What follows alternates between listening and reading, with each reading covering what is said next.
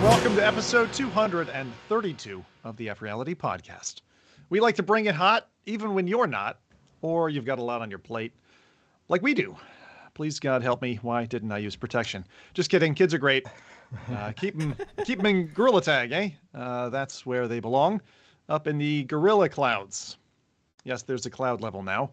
I guess gorillas fly now. But guys, I had a great shower thought. Gorilla Tag for inmates. No longer do you have to stamp out license plates. No, you've got to babysit an internet full of 12-year-olds for months, for years, and pay your way out of prison with shiny rocks, the Gorilla Tag in-game currency.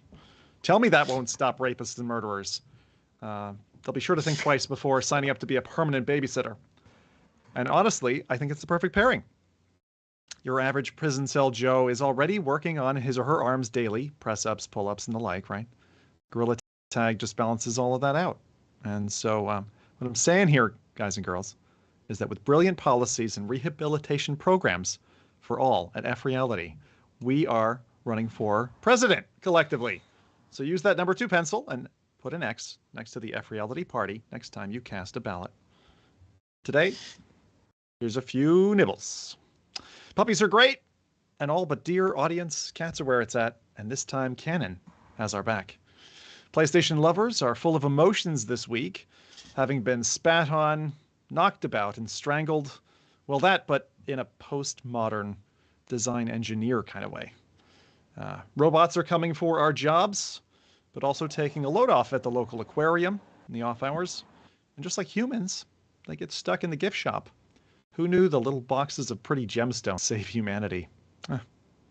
Finally, the SS Meta is steaming ahead like a barge towards MetaConnect in September. But what's this? A leak has sprung on the main deck. Quick, Metamates, save us from drowning. Throw out all the old quests.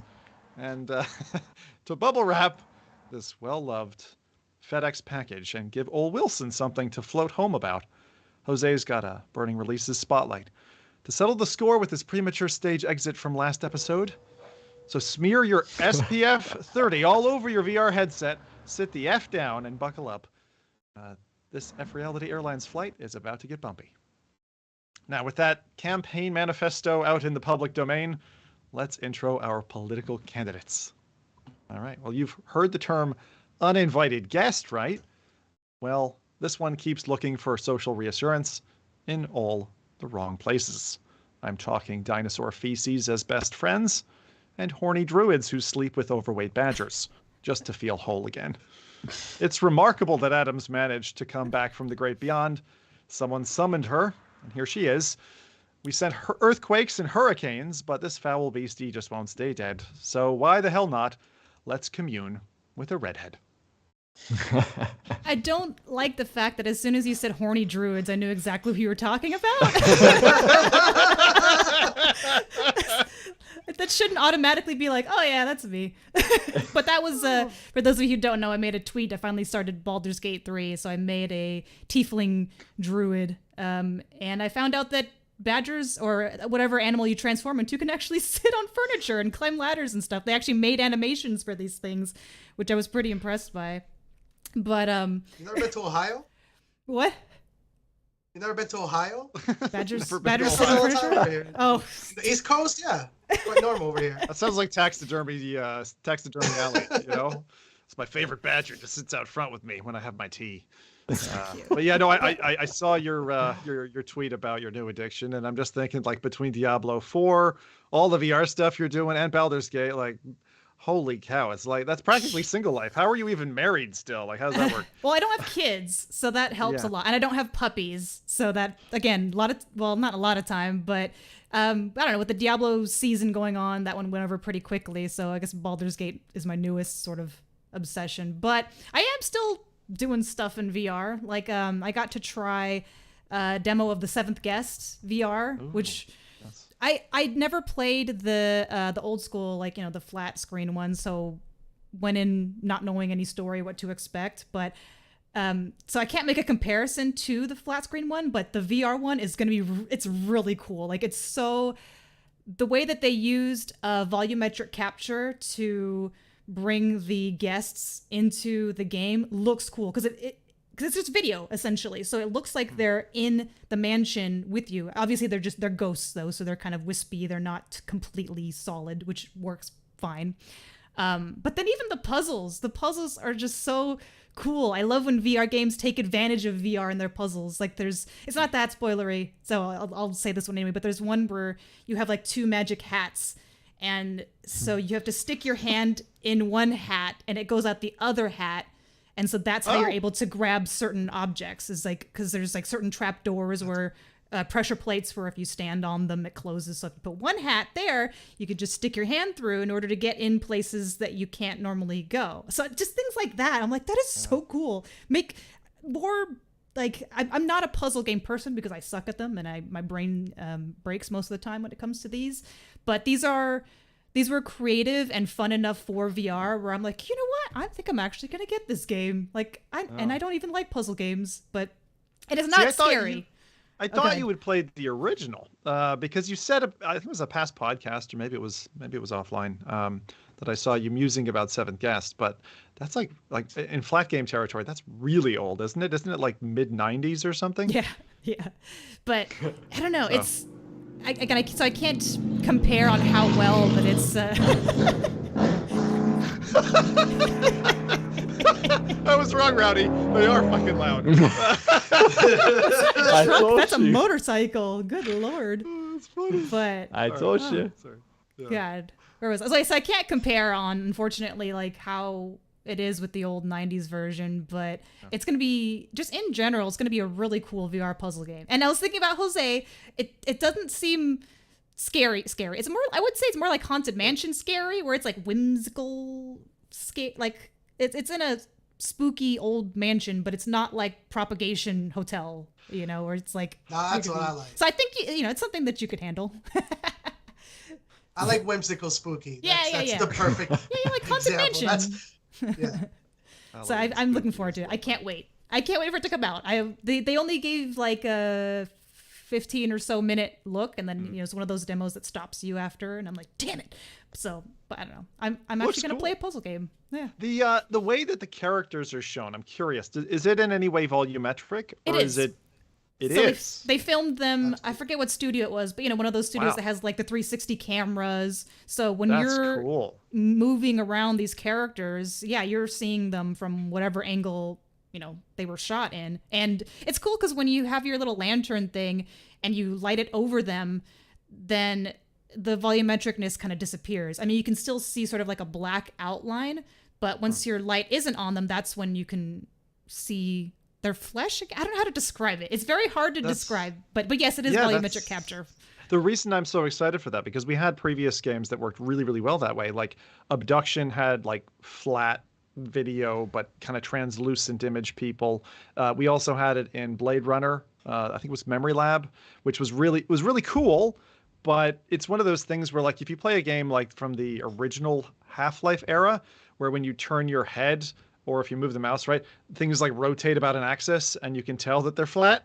And so in VR, obviously those smaller details really pop out. And so if they've jumped that particular valley, that's great. And you've incentivized me now. I will go check out the 15-minute bit. I think it works too because they're ghosts. So the quality doesn't have to be high because they're kind of wispy, smoky looking. So I don't know I don't know what it would look like pure without all the effects and stuff, but it was a smart move to do, in particular for ghosts. Because I'm like, man, you could just have NPCs in the future that are just volumetric captures. And then you don't have to worry so much about having, you know, polygon counts necessarily or the highest quality graphics because it's just video in the game. So I don't know. This just brought future ideas, and I was super excited. And I don't know. I can't wait to see more of those cutscenes that I could just walk around in and I don't know. Really cool stuff.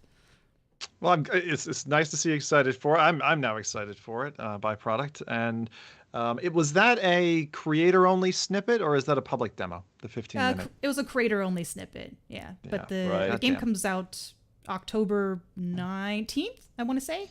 Yeah, so it's not long. Halloween not time. Long wait. Yeah, you get busy in between. Very good. Okay, fucking creators. Anyway, okay, next one. They say on the West Coast, if you get a flat tire, a Californian will pull up and a physically immaculate specimen of a human being will be crunching on avocado toast and sorely lament at how awful that situation is for you to be just before zipping away on their Tesla, leaving you there stranded with your pitiful life. However, on the East Coast, while you're fighting off highway gators and rethinking your life choices, this Florida man turns up in a pickup truck, drunk at the wheel, cursing at you, making your wife feel uncomfortable with his long, lazy gaze, and then shuffles around your vehicle, fixes not just one, but all your tires. This half-human then proceeds to give your car a better service than your favorite mechanic ever did, hops back in his truck, putters down the pothole-ridden road, and lurks back into the swamp. And that's Jose, right there, back in his element. But you just got to imagine that your car is a VR headset. And I do wonder, how's it back to be home in Miami, Jose? Oh man, I'm hype. I'm glad you mentioned the swamp. So unfortunately, I was very scared. I thought you were gonna exactly detail my coordinates, but you stopped at swamp. So I'm happy about that.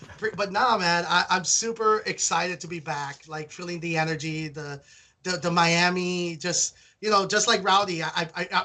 You guys are lucky I don't have my window open because it would be like just screams and Latin music and all of that Miami flavor. But I'm just soaking it in and just so happy to be amongst my nerd dungeon and my man cave and having all the, for better or for worse, right? Because I haven't been here in almost 6 months. So like dust gathering and kind of cleaning everything and using little vacuums and realizing I'm not young anymore, so my allergy tolerance has gotten way worse than before. So it's been a nightmare, but just so fun just to be, back with my toys. It's a fun nightmare. Yeah, fun nightmare. It's a really good nightmare for sure. I was saying to Jose just before the podcast, like, dude, you really feel refueled to me. Like, it feels like the spirit has kind of come back into you, that maybe it was a little flat out in California for whatever Sorry, reason, we sucked the life out of you, apparently. It's insane. It's so, honestly, it's just a different energy, right? It's not a bad one. It's just not me. And it's so weird how you can really not feel, you tend to emotionally connect with the area that makes you feel at home. And it was so bizarre, right? Because everybody in the West Coast, especially the VR scene, has been nothing but loving and making me feel at home and embracing. It's just, I don't know. I like having the things I love, but also the things that make me who I am, right? So there's a balance here in Miami that I just enjoy quite a bit. Well, I'll tell you, homesickness is a real deal, It really is.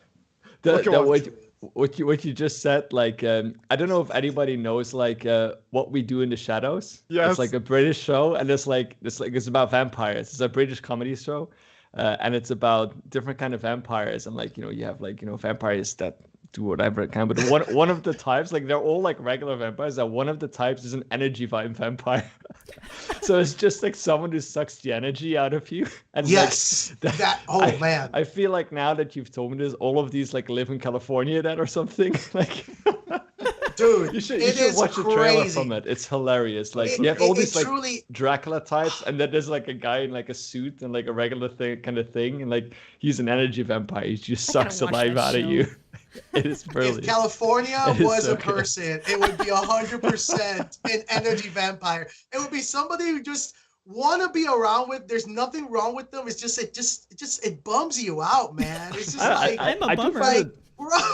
I like going to California, but I mean, I've only been on holidays, and conferences, and it feels like there's a lot to do there, and like, but I'm guessing, I mean, if it doesn't suit with your lifestyle, then it's kind of hard to adjust because the lifestyle there is so particular, right?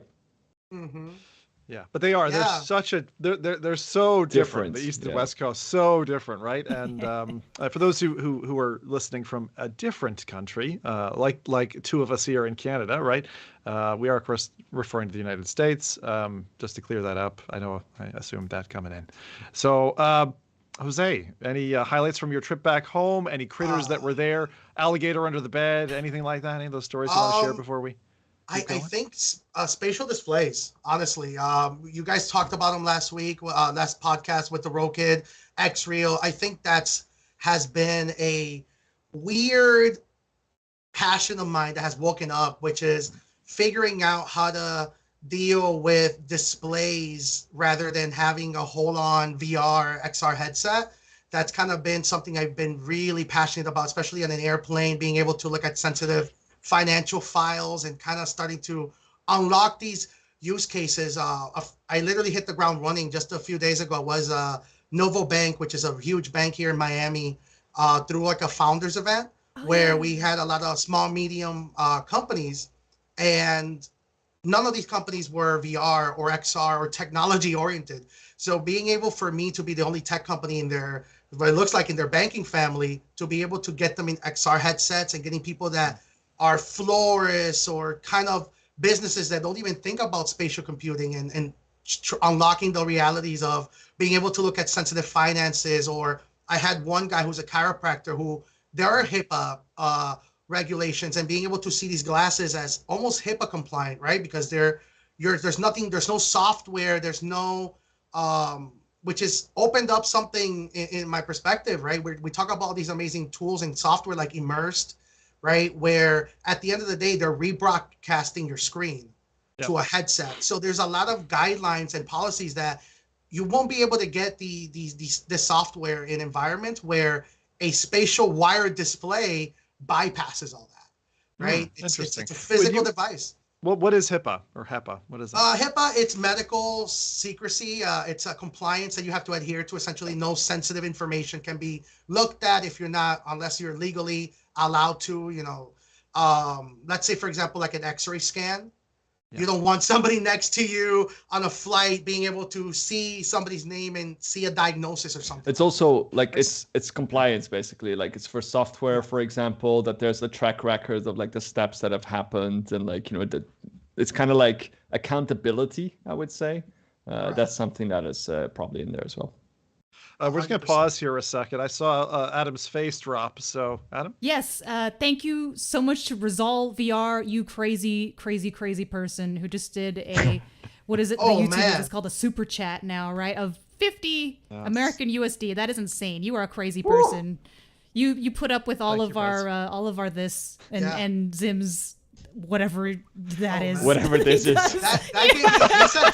He told us to buy ourselves our energy back. I think I have enough energy now for the rest of the podcast, so I'm ready. Oh, that's funny. Well, the thing that Rezal doesn't know, big fan. We were just actually playing games. I'll get onto that in a minute. Just this this past couple of days, we were just like trying to figure out like why our donation stuff wasn't refreshing or broken or whatever. So now we know. If we know, I can't tell. It's too small for my eyeballs. But at least that's a good acid test of that. And if it's not functioning, well, thank you anyway. We just wanted to call you out. We don't normally call these out, but thumbs up. Thanks again. Yeah, that's... We matter. So yeah, sounds good to be back in the element in Miami, and I'm curious, what's your go-to? I don't know what to call it now. Headset, eyewear. What's your go-to gadget when you're on a plane now? What is it? Oh man, a spatial display device. To be honest, it's you can easily say Rokid or XReal, but they're both exactly the same thing. But really, spatial displays is the way to go. Having a device that's... You would pick that up over like the XR Elite that you modded, for example? Oh, absolutely. Well, the XR Elite at the end of the day is limited by the battery, right? So it's a huge battery. You still have to, dual use. So there's an intermediary device, which you have the battery and then maybe USB-C to connect it to your computer so you can have local streaming, where a spatial display will connect directly to the device. So there's no intermediary device. You just have your laptop and then the glasses connected to USB-C. It just seems so ideal for that for sitting on a plane for whatever it is, 5 to 8 hours or something. It seems to be just a fantastic solution. And despite it being, I don't know, 600 Canadian dollars or something, man, after Adam's speech about it and kind of running us down all the details, your passion for it, God, every time I think about a trip now, it's like I need to. The thing is, I feel like it's just not quite on the cusp for me. Like I feel like if I got that device, it'll be replaced or leapfrogged beyond in a year or 2 years. And that's will not be, long enough for me on 100%. any device. Like if it's a mobile phone or a headset, like it's gotta at least do me for 2 years. Like that's the minimum. And generally I'm a 4-year tech guy. Like I want that device to be in operation for at least 4 years. Then I'm good to move on with my life. But anyway, I think we're not there yet. So Jose, I might still hold. I might still hold I'm gonna out. say, I'm gonna honestly be honest. I don't want to take too much time before, but yeah, I would say halt, because the truth of the matter is, all of this technology just honestly got figured out very recently. Even like the Android device, the Beam, I forgot what RoKit's version is, but they're screenless Android devices that essentially do all the processing. They handle the, let's say, like AirPlay, streamcasting, all of that technology. At the end of the day, it will get smaller. There's a lot of people that at the end of the day, you can use a cell phone. So there is no necessity for it. And also, when it comes to spatial displays, there's a weird line between them, right? Because RoKit, I think, is focusing on AR, which they have cameras that are essentially looking at the depth sensing, where the ones I'm talking about don't have those cameras. So they're 3'd off, only have a gyroscope on board, which is where I think is the way to go for spatial displays. It's similar to watches, right? Where Apple figured out, why would you put a camera on your wrist, right? Instead of just having everything else. And I think there is You're saying 3'd off is the right way. Yes, for spatial displays. I understand that, right? Like the fact that like being on a plane or in a car with an Oculus Go or something, and that actually being a superior experience to like the Quest or other headsets, which drift and have anchoring problems. I still feel like we need to get past the 6'd off issues and to the point where there's some form of anchoring, almost like, you know, when you're in a program like a Photoshop or something, and things, or even like an OBS, and things will snap. I feel like there should be a real world grid snap, so you could actually align, I don't know, a show you're watching or something, and then it wouldn't move, but it needs to feel concrete. And for right now, in that form factor, I have to agree with you. I think 3'd off, for now, it's beautiful. We've matured to that point, right? Yeah, I call it modern 3'd off. I think that calling it 3'd off, we always think of, you said, the Oculus Go and all these older devices where they haven't figured out what a center of gravity looks like, really, where these devices have figured it out because they're using your phone. They're using the device to kind of, so you can actually get some head movement, and that allows the calibration to make the screen almost not jitter. So there's a lot of advancements in 3'd off that we haven't seen before that these devices are unlocking. And honestly, I've been super convinced in the last month that spatial displays are going to be the killer app for commercial and enterprise. And that's going to trickle to, you know, XR adoption and in the higher end headsets. And but still, what is the specifically for a plane? Like, what is the use case there? Oh man, I'm gonna tell you a great example that's gonna make you laugh. I was watching a movie. For some reason, I have a bad luck watching movies on airplanes. Every time I watch a movie on an airplane, there's a plane crash. I don't know why. Like, of all things, in the film, there's no. Yes. So I have a secondary embarrassment or fear of the person, a complete stranger next to me, seeing this and having an anxiety, paranoia attack, and freaks out, and it's my fault because I'm watching Iron Man on my laptop. Or you're watching Game of Thrones, and there's like a sex scene. There's a sex scene. Or so it's privacy. Privacy. It's truly is a privacy that you can interact with. The thing with me is, I think I don't care enough about other people to. If there's a sex scene and, you know, it's in a movie, I'm just watching it. Or if I love you. That's why I want to be you, bro. 12-year-old kid is like, I want to be. Well, I mean, that's you know, he's gonna learn one day. You know, might as well do it then. Exactly. I'm like with this. I just don't see myself buying a headset specifically for that purpose. Of course, if it's a headset you already have for something else, then sure. But otherwise, I just don't. I just don't see the use case of, like, especially not if it's isolating, because I mean, I'm the kind of person I like, because I pay so much for the flight. I want to get all the food that they offer, and every time they come for drinks, I want something. So I don't want to miss stuff that is coming by. Well, it's not like VR though, where you're totally encased. No, but it's you can still see out the sides and everything, and you can that's see what I like. through them. That's what I Yeah. really, and again, it's you guys talk. This is bad for me because I'm gonna end up making a purchase. But like, the thing is, I learned that I think just toying around with like Quest Pro, like I feel like Quest Pro could have been a thing that I wanted, and it ended up not being after playing with it. But these headsets, because they've got that application, because the battery life isn't a concern, because it's something that I could wear in a restaurant. Like if I was sitting, you know, at an airport side bar or something, I'd put one of those on, no fucking problem. No one will look at you twice. It's just like they're just like, oh, he's wearing smart sunglasses, right? Or it's got a cable coming off. No one even bats an eye. So that part is completely dead. But like Rowdy, I'm like, I don't hesitate. Maybe for like 10 seconds when I'm putting on a headset, and then I'm in my own world. Fuck you guys, right? Like it doesn't matter if you're looking at me funny or whatever. Playing like the reality Beat is Saber, turbulence. like, in the plane. Yeah. F you guys.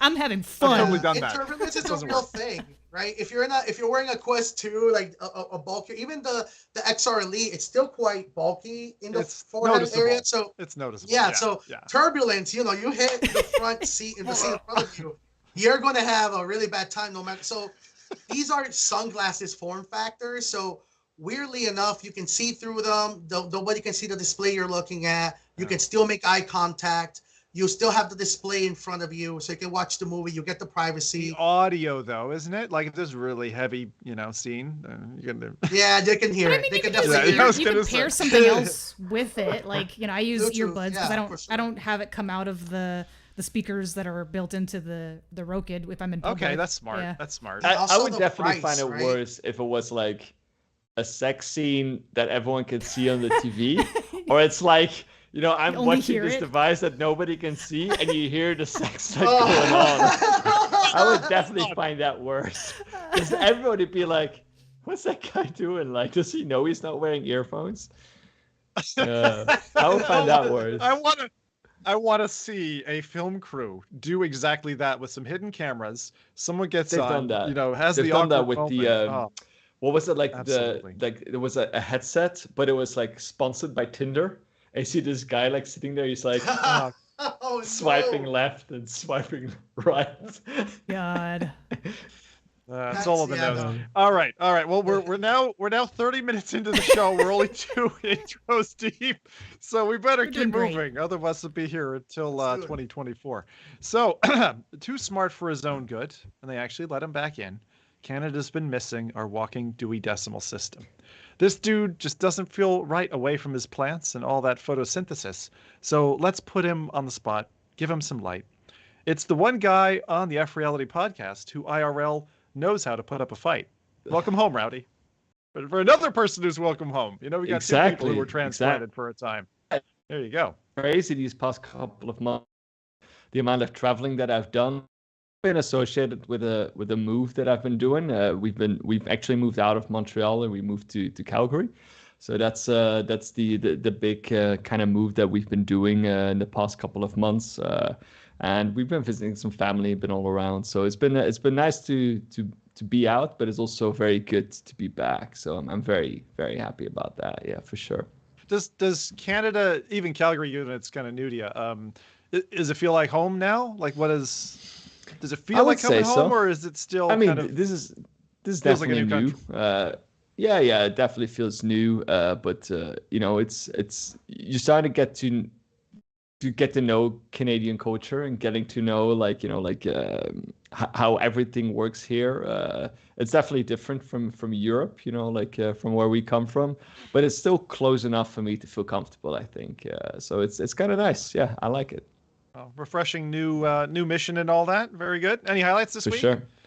I think the highlight has mainly been getting a refund on a part of my move because the estimated was too high. So yeah, I got some money back. So that's kind of nice. That's kind of what my highlight was. And for the rest, it's been unpacking boxes and getting all my stuff into this room. Like you guys were laughing that it's kind of empty, but I kind of like it always a little bit more slick and clean.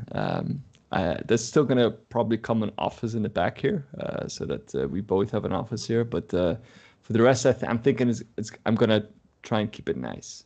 It looks lovely. Yeah, you shared a photo with us earlier in the week, and it looks really slick. You got like the perfect picturesque setup. So nice. much time, like even like every cable and stuff like that. I want that to be you know, like I think about like where I place them. So it's like, you know, I need to tie them together, and like this cable needs to go there, and I need to buy a power plug. A power plug needs to go here. I like to have organization, because I always say, like, you know, an organized desk, an organized workflow starts with an organized desk.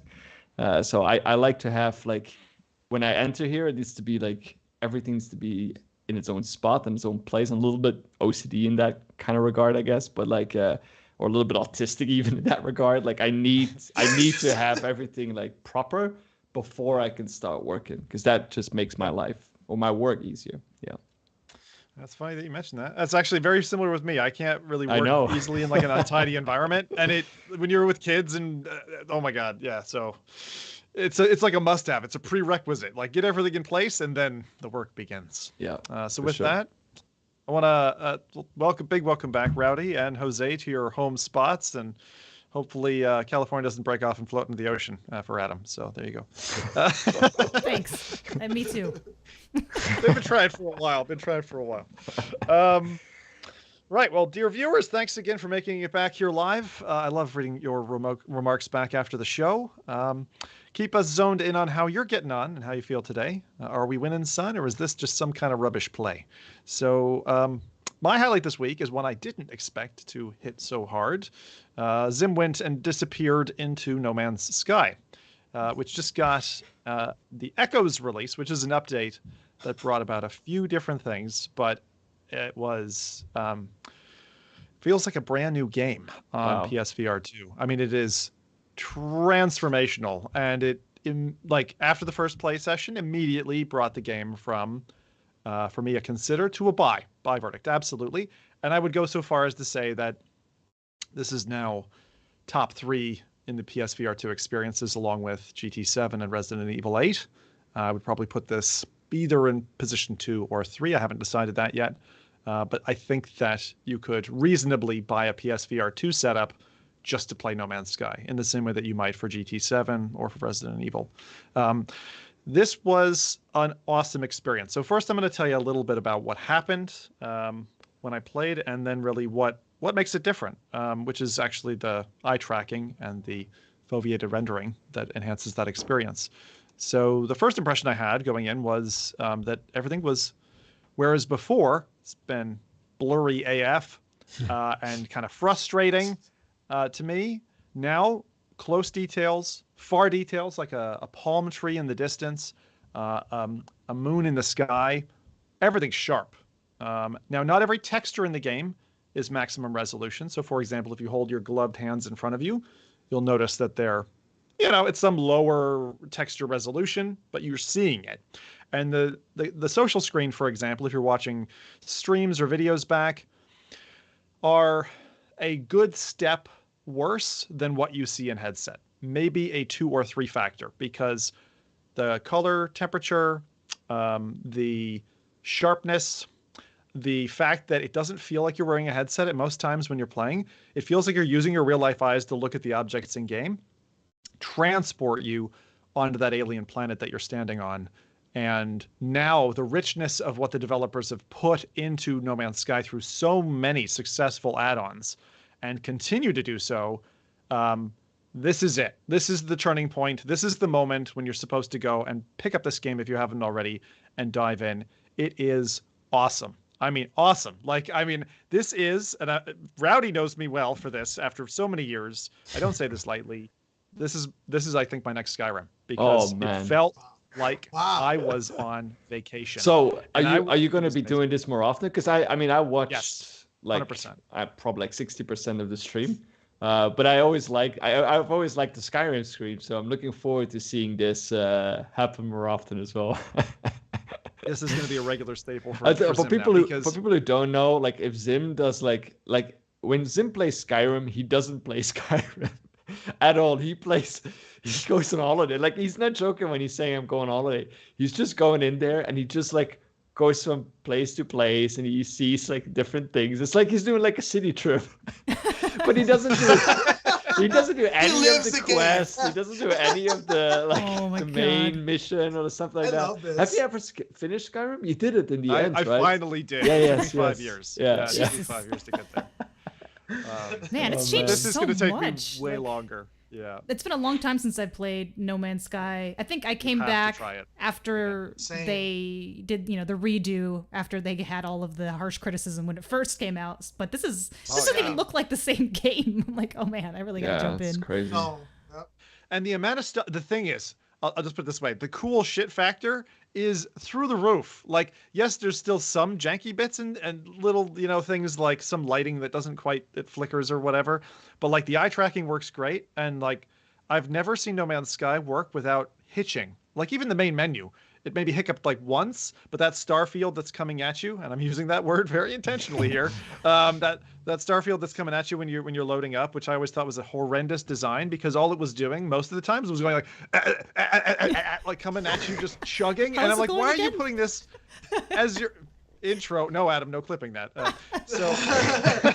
Or we got it anyways. Like this not very, very little now with my 1,600 titles I've played in VR, like blow my socks off, putting the headset on within just probably 10 seconds. I was like, oh my Lord. Like, and it was in a nighttime scene. Then I went to a bright, colorful planet with like a pink sea and stuff and went diving under the water, and there's just too much. There's way too much. I'm not even scraping the surface, I'm sure. And the fact that you can now accessorize, I'm sorry, I know I'm going to go into this, but like you can get the ship that's badass and show off to your friends is just so neat. So I was playing single player, what I thought was single player. And then all of a sudden dude walks in and he's like, yo, what's up? And I was like, is that me? Is this some kind of like bit? And it was a friend who had dropped in on, I think it was Rezal, or no, sorry, it was JD first, and then Rezal came a bit later. But they just dropped it on my game and my stream live, and it was so easy. And the cool thing that came out was, as I was talking, and as he was talking, I was having like a mic issue. I couldn't hear the players in the game, but they could hear me. Yeah. And I worked that out. But it was translating what I was saying into text so they could read it, and same and vice versa. Cool. Live. And it's like a Google Translate almost thing. Wow. And I had a friend from Japan who jumped in at the same time, and he was talking to me, and oh my God, it was great. For those who might get into that same issue, by the way, the PSVR 2 is a jealous lover, and it does not want to share. So the 3.5 mil jack on the headset, that you've got to connect into that to hear the party chat audio. You cannot, like I do, capture over HDMI, route it from PC to PC. I can hear the game audio, but it, for some reason, blocks the social. So I have to use a second pair of headphones tucked under my main ones in order to hear that. And I'm going to have to do some engineering to make that show worthy. But yeah, the things that happen to me are just incredible. Like Boston Dynamics, you know that robot dog that everyone's been like kicking the shit out of and poking it with sticks and stuff? Well, he found me, and I was running across the planet from what felt like, you know, in Grand Theft Auto, you piss the cops off and then it like escalates and you get to like 5 stars and you're like, you're running around and choppers are chasing after you. That happened with what felt like a whole police squad of army robots, and they weren't all the same. There were about 7 different varieties of robot that were chasing me. What did you do? All in like this big squad. What did you got do? 6 stars. International crime. I don't remember. What did I Intergalactic do? crimes, rather. I stole some orb. There was some orb that was like You 40,000 stole Shiny credits. thing. Wow. I Indiana Jonesed it, and then we fucking ran, and I'm like, oh, I'll just bury into this cave, no problem.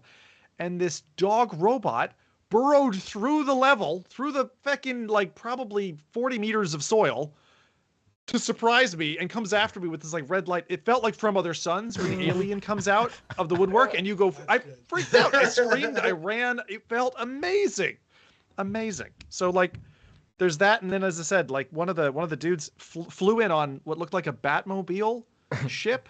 The wings like spread out, and then they came back into land, and it was like, holy shit! That's one of so many ships, and you can just go and get them and get money. So yeah, I'm gonna be absolutely disappearing into this, and if anyone else doesn't have it yet, it's actually on sale right now. Like the double whammy here is incredible. It's half price until the end of August. gotta Can you write that maybe down. like summarize Yes, what they added compared to the previous version?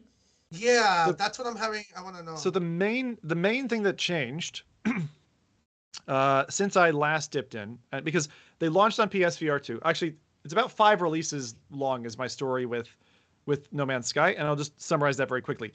PSVR 1, No Man's Sky drops. Looks terrible. They fixed it. Still looks terrible. Third patch, still awful, always frustrating, never liked it on PSVR 1. PSVR 2 came out, was like, great, new horsepower, gonna be super, you got this world to go in, everything's fucking blurry, everything's inconsistent. They patch it, they fixed like 2 things. So like the HUD in your ship was sharp, but then everything else was still fucking blurry. You go out in the environment, it just was awkward and didn't feel right.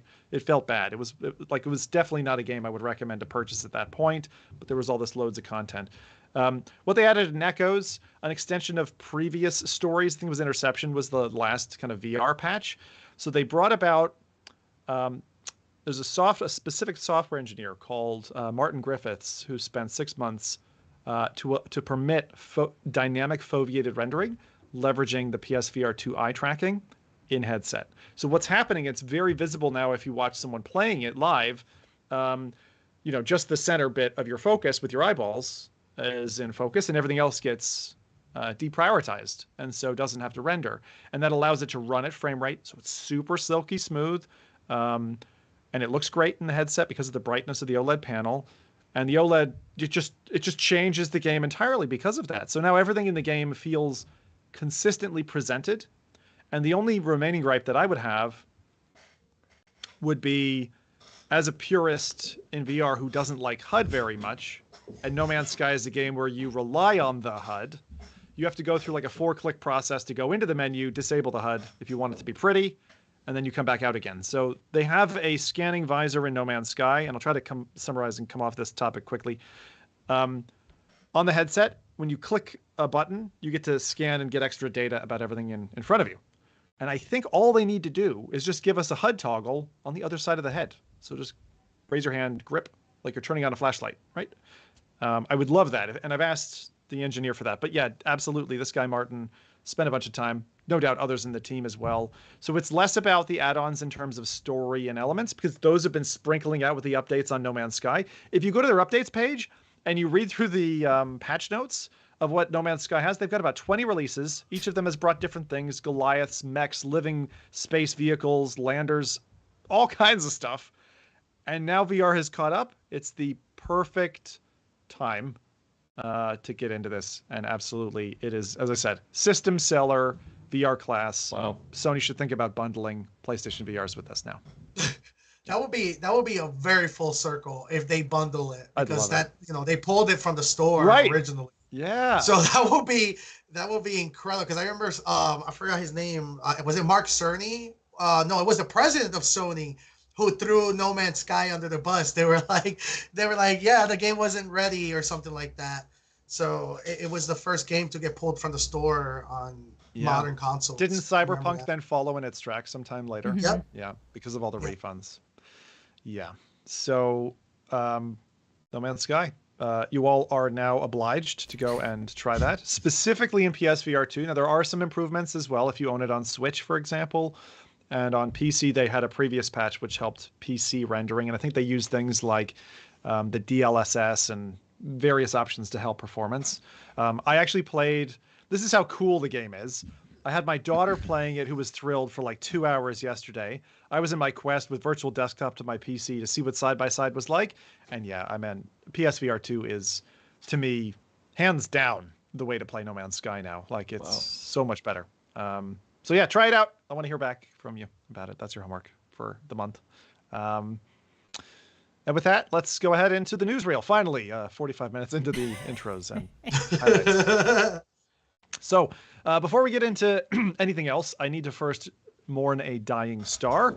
Not talking Hollywood, not Dick Van Dyke, who's 97 years old, Robert Redford, who's 87, or Al Pacino, who's 83. Nope. It's another dying star, which is Medal of Honor Above and Beyond. Some of you know I loved that game. It was an FPS game, kind of goofy, but a really good, like 10 to 14 hour saga single player campaign. There's news we saw from Tony Scared Ghost at that the multiplayer will be unavailable starting from December 1st. So the dev team is pulling the plug on the servers. I'm not surprised, because honestly, multiplayer was a little bit dead out of the gates due to a few reasons: that it had a troubled launch. The install size was enormous. I think it was 200 gigabytes or somewhere around there. Even the Quest launch was high at like 45 gig when they finally were able to fit it onto Quest. The game originally launched back in late 2020. Really helped me get through COVID, to be honest, some of that. It was just so much gleeful fun. It was such a big miss for such a great title. Obviously, they developed it over the course of like 5 or 6 years. Still remains my top single-player favorite FPS ride in VR. And the multiplayer was phenomenal. They had 12 different maps. Immaculate, beautifully detailed. For anyone who's been an FPS player for a long time, you know the difference between a cluttered map and one that you can be shooting and run through backwards and still memorize. And they had those levels, and it was beautiful. I like the idea that years ago, Nathan had said, he said, why didn't they sell the multiplayer as a separate game, standalone from the single player? I still think that would have been a really smart choice. You know, sell it for a cheaper price, $20 or something, and just do the multiplayer. And it probably would have soared. But unfortunately, that one now gets its nails in the coffin. So multiplayer will be taking it and exiting stage left. And there's another heavyweight title, actually, that's coming as well. That's been out there now for, I think, 8 or 9 years in various forms. And that's Vox Machinae, the giant mech combat game. Yeah, you like that too, right? I love Vox. Yeah. And I feel like every maybe year to year and a half, I've gone out to Twitter and I've said, like, who wants to play some Vox? And we've put on a multiplayer social, and it's always been incredible. Like dune sandworms trying to eat your mechs and people like overheating and just great. And so they've just brought another update, just like the No Man's Sky model. I love it when devs are like, you already paid for the game? Don't you worry. I'm going to keep giving value. Kind of like the Pistol Whip devs, right? And so Hostile Conditions is a new update to Vox, which is bringing weather systems. And there's a couple. So settings are clear, haze, overcast, clouds, smog, and storm to really like obfuscate the environment. And it makes it difficult for you to understand friend and foe. And so you need to be more careful when you use your jetpacks, taking big dangerous jumps. Who you're shooting at, friendly fire becomes more of a problem. I think this is, beckoning me back now to run another event, honestly, because I need to see how that looks in a VR headset. One other thing that they're adding, which I think is really smart for a game that's this long on its shelf life, is map boundaries. So you're able to set up, for example, a multiplayer environment, but then say, we only want to use this part of the map, not the whole thing.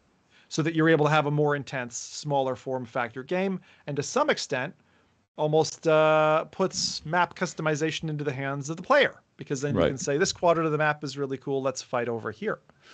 So I'm just really glad they're doubling down on this, refining their craft. As long as it's still financially viable to do it, I recommend devs should do that. I think it shows your player base and gets people really following your craft closely. And also as an artist or an artisan, you can show the world what you've got. So there's no better mech game. I can say that without hesitation than Vox Machinae. So check that out. And if anyone is interested in multiplayer, keep your eyes peeled to my Twitter. I'll try to put something on in the next month. So those are the kind of two big game update news pieces. One other thing that I wanted to ask you all, I was like throwing crazy questions to the group. So Adam's hosting, so you don't get to answer this one. Rowdy and Jose, I want your answers. What the hell is Meowditation? What is Meowditation? Okay. It's a meditation app, but the instructors are cats. Oh, that's good. That's good. Oh man. If it's not, then someone should make it. Yeah, that one's good. That one's good. I was thinking more like, you ever seen like one of the tricks to like have like really good public speaking skills is to imagine everybody in their underwear. Yep. So I thought it was like cats. Imagining everybody that they're cats. Aww. So we're on the same wavelength. But I'm telling you, like it's like how cats stretch, it's just gonna be like the cat stretching, and you need to like perform the same kind of stretch. That's it. Rowdy, I love this. This I love this. This is even better than the real news piece. Okay, let's go. No, you're really close. You're not too far off. So Canon, some of you might remember, released a dual fisheye lens lens for cameras, like an adapter that you'd put on the end. Instead of a standard lens with one eye, It's a 2Y. It's a double fisheye lens for capturing 360, 180 content. And this is Meowditation is Canon's, giving us a Zen 180 degree cat video. So to describe it, there's a meditative voiceover which gently narrates as you watch rescue kittens frolic, play, and doze off. It's undeniably cute and evil corporate puppeteering by Canon's marketing department all at the same time. You can watch this on the YouTube app or in a MetaQuest headset. You can find this. So that is Meowditation, which if you're feeling a bit stressed, maybe go chill out with some cool cats. I think my suggestion was better. But hey. I do too. Yeah, honestly, can we just spend time figuring out like Rowdy's idea? I think I like the idea of being actually we should go expand more than that. Like we should take it beyond meditation. It should be like your doctor. Like there should be like anything that's like in health services should be replaced by a cat. I mean, isn't this just VRChat furries but cat form? I'm just imagining Dr. Seuss animals and like it's kind of creepy in my head. This is one of the things that's better and should be in person than in VR. Like, because you know how they have the weird trendy like goat yoga thing where like people are doing yoga poses and goats are all around them or whatever. I mean, it's a weird California thing that's kind of stupid. But like that's what I would be thinking. Too. Like, yeah, you would sit in a room full of kittens and you'd have a meditation instructor. But you need to. It's like something you need to do in person. I don't think watching it is the same because you don't get to touch the kittens. You don't get that release of like endorphins or the same. I don't know. It's just like then you're just sitting in a room sad with no kittens. You can just look at the kittens, but you can't touch the kittens. It's just sad. Do you think endorphins can be recreated by interacting with a beautiful creature that's virtual? Not to the same extent. I think it'd be like some, but not as much as like actually having a warm, furry like puppy or kitten. You know, like maybe you're like, oh, this is cute for VR, but when you're like actually petting a cat, you're like, oh my god, I'd die for you. I want to disagree with you because I would have been on the same camp as you until fairly recently.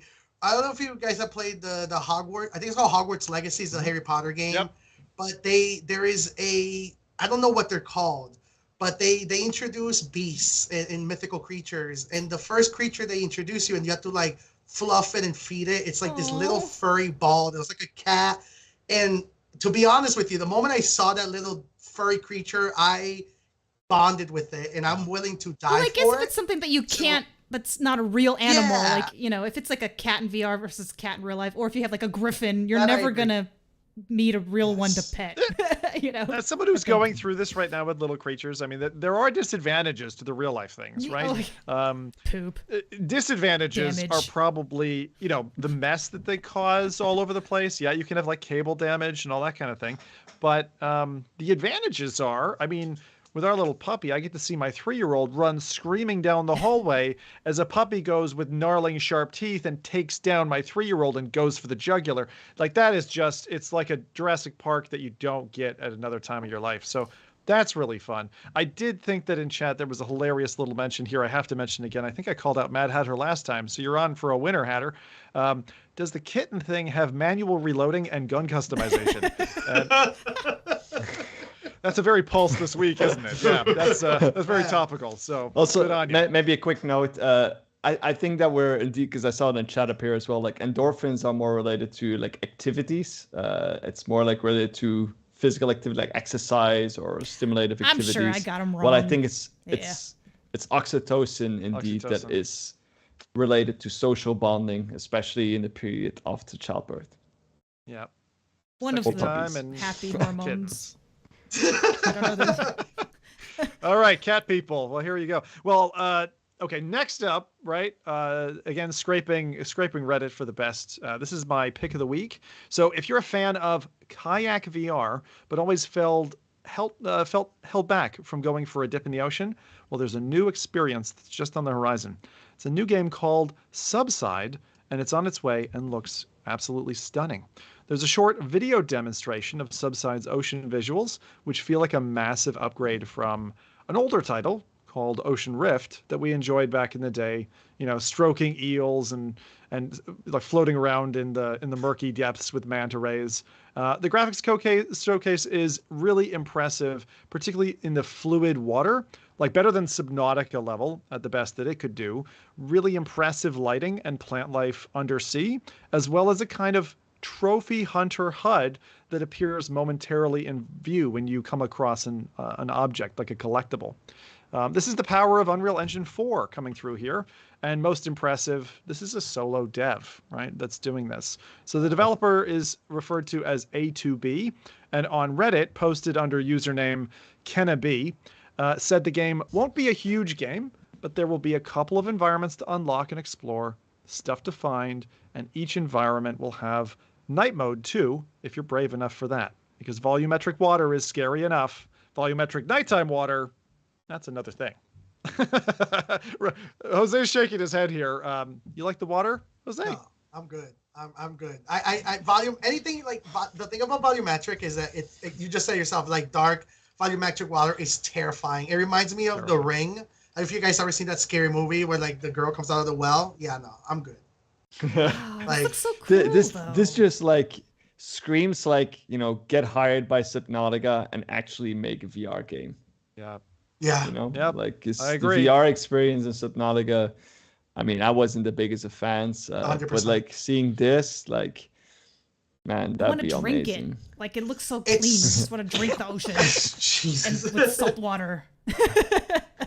This goes back to what Adam mentioned earlier when we were talking about the volumetric capture with the ghosts, and I really wanted to kind of highlight that we're kind of reaching the I remember the 8-bit 16-bit era of consoles that were using the screens limitations to like make the graphics look better by like cheating.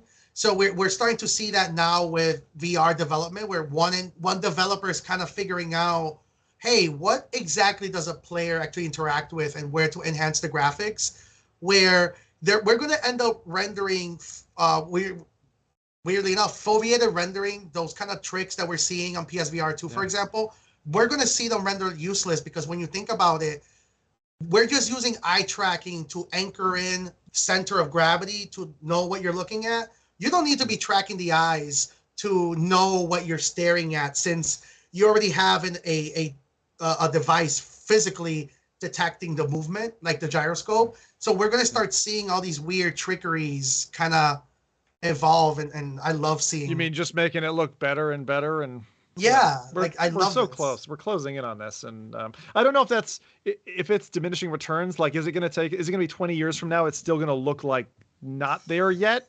I don't know, but it certainly is looking damn pretty to me. And like what Rowdy said, as someone who got total, pardon my French here, but blue balls over Subnautica, I never got to finish the game because of literal bugs in the game, preventing me in VR from completing it. And I was a huge fan of that game. But yeah, if we could get a real experience like that with all the terrors of the deep that like Subnautica brought, I would welcome it. That said, an off-land like walking simulator like this, where you're just browsing around, kind of like what Caves RD had done with Middle Sander and an Australian map. Like, I like those as well. I like just like going for a walk, just enjoying the environment. And kind of like what Adam was saying about Seventh Guest earlier, that's some of the richness of what VR allows you. I'm sitting at home in Canada or whatever, and I actually want to be I want to try a different place, just on for whatever. Let me go away for an hour, right? Mm-hmm. And just there's have that little vacation. Ways that you could gamify it. Like, I think Kayak VR still does it well, and that there's random events that could be triggered, like maybe this time you'll see a whale and her calf. Maybe this time you'll see a turtle going on the beach. Like, it doesn't have to be big things. Or maybe this time you'll find a little floaty that you've got to bring back to the ocean. Like, you could do little things like that. You didn't like bringing the floaties back? I got PTSD from for those who don't know, in Kayak VR, you had these little ringed floaty animals, like in the Antarctic scene, and you had to bring it like across the map, but you don't have hands. You've just got your little kayak stick, and you got the tip of your boat. And so you're basically playing like a horrible, I don't know, like perverted game of baseball coupled with floating across the Antarctic Ocean, and it's the only way to play I baseball. nearly went insane. Sounds like you lack skills. You just hook it to the front of the kayak, and then you just keep, as long as you don't veer too steeply, like it usually stays. If it's the the donut ones. I don't know. Sounds like you didn't do it right. I tried that and it just didn't work for me. So it was a struggle.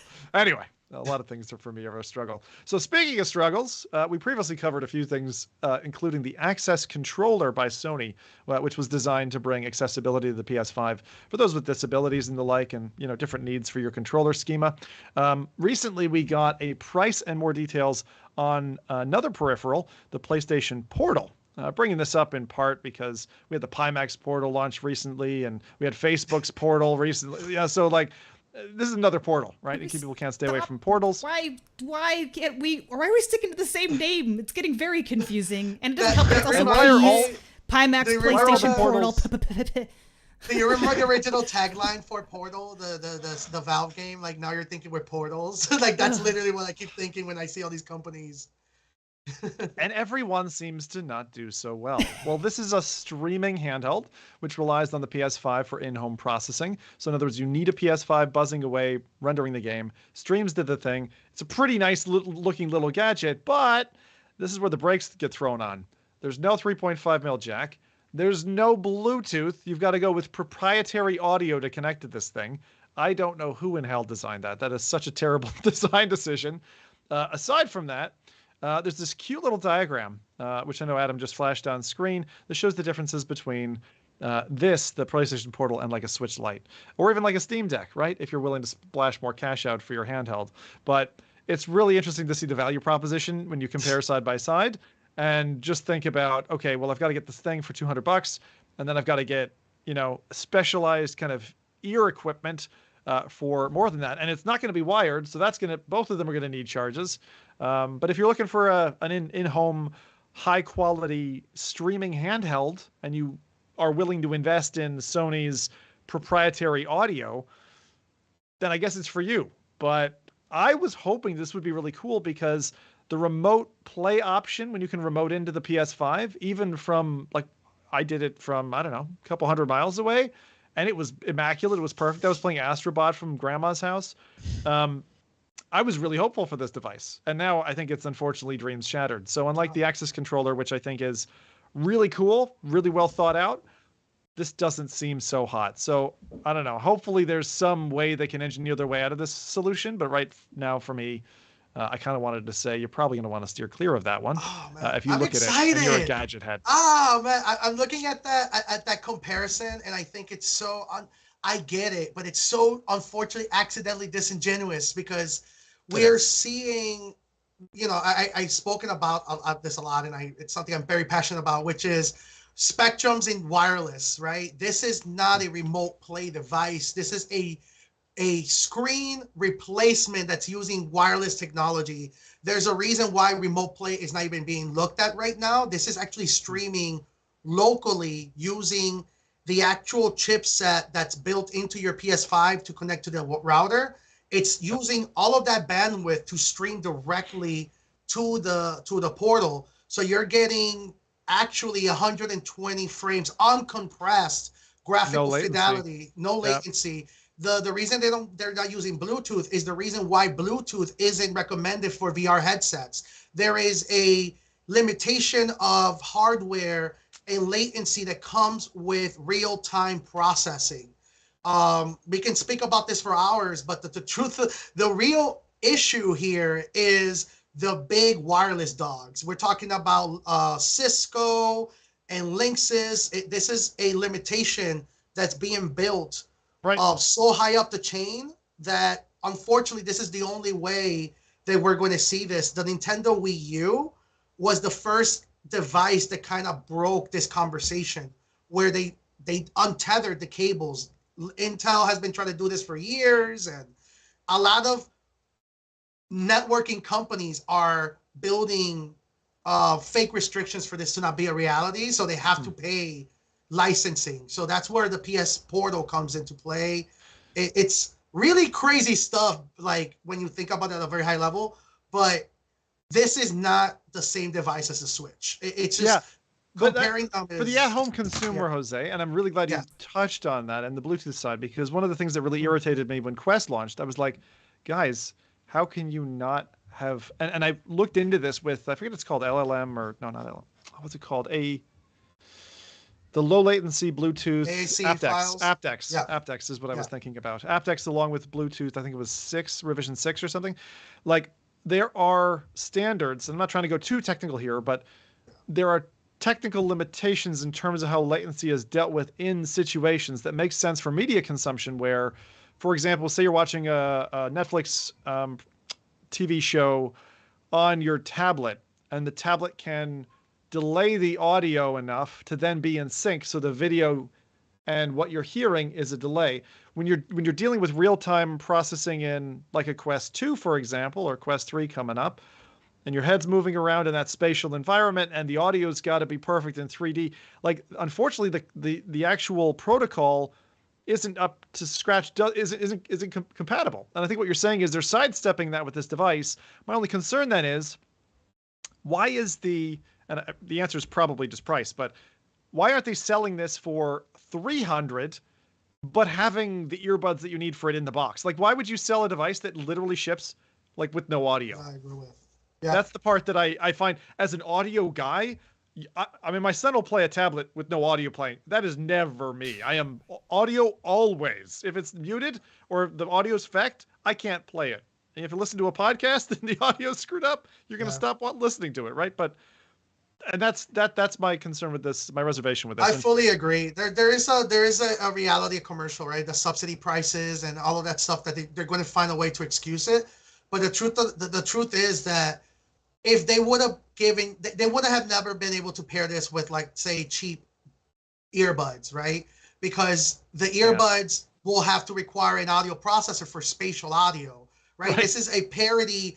It's a parody device. It's meant to replace your living room TV, right? It's going to run the PS5 graphics uncompressed at a smaller resolution with the audio, and so they're building a lot of frameworks built into this that we don't normally see happening unless you're using a wire, right? If anything, the Portal is showing you the next generation of what a wireless PSVR 3 will look like. Hang on a second here, Hang on a second. I've got the ability to take Bluetooth headphones in my house, walk about 100 feet away, and still be connected to my PlayStation. Why can't I broadcast audio via USB Bluetooth dongle stuck into my PlayStation and use this handheld that way? Stereo. You're circumventing the audio. You're turning your spatial audio from the PS5 into stereo. So there's some encoding happening. This is not what they're going after. They're looking for a straight replacement of the screen. All of the APIs that the PS5 is doing, they're moving it over. This is Sony's version of hybrid rendering, which is going to be the next big wave of, we saw it with the Wii U, and we're going to start seeing Pimax Portal, ironically enough, where you're going to have two devices talking to each other with multiple form factors. That's going to be the next wave of processing and hardware. But if I'm fine with my ghetto audio solution, can I not just accept stereo and get that in sync via Bluetooth and transmit the video essentially to the screen?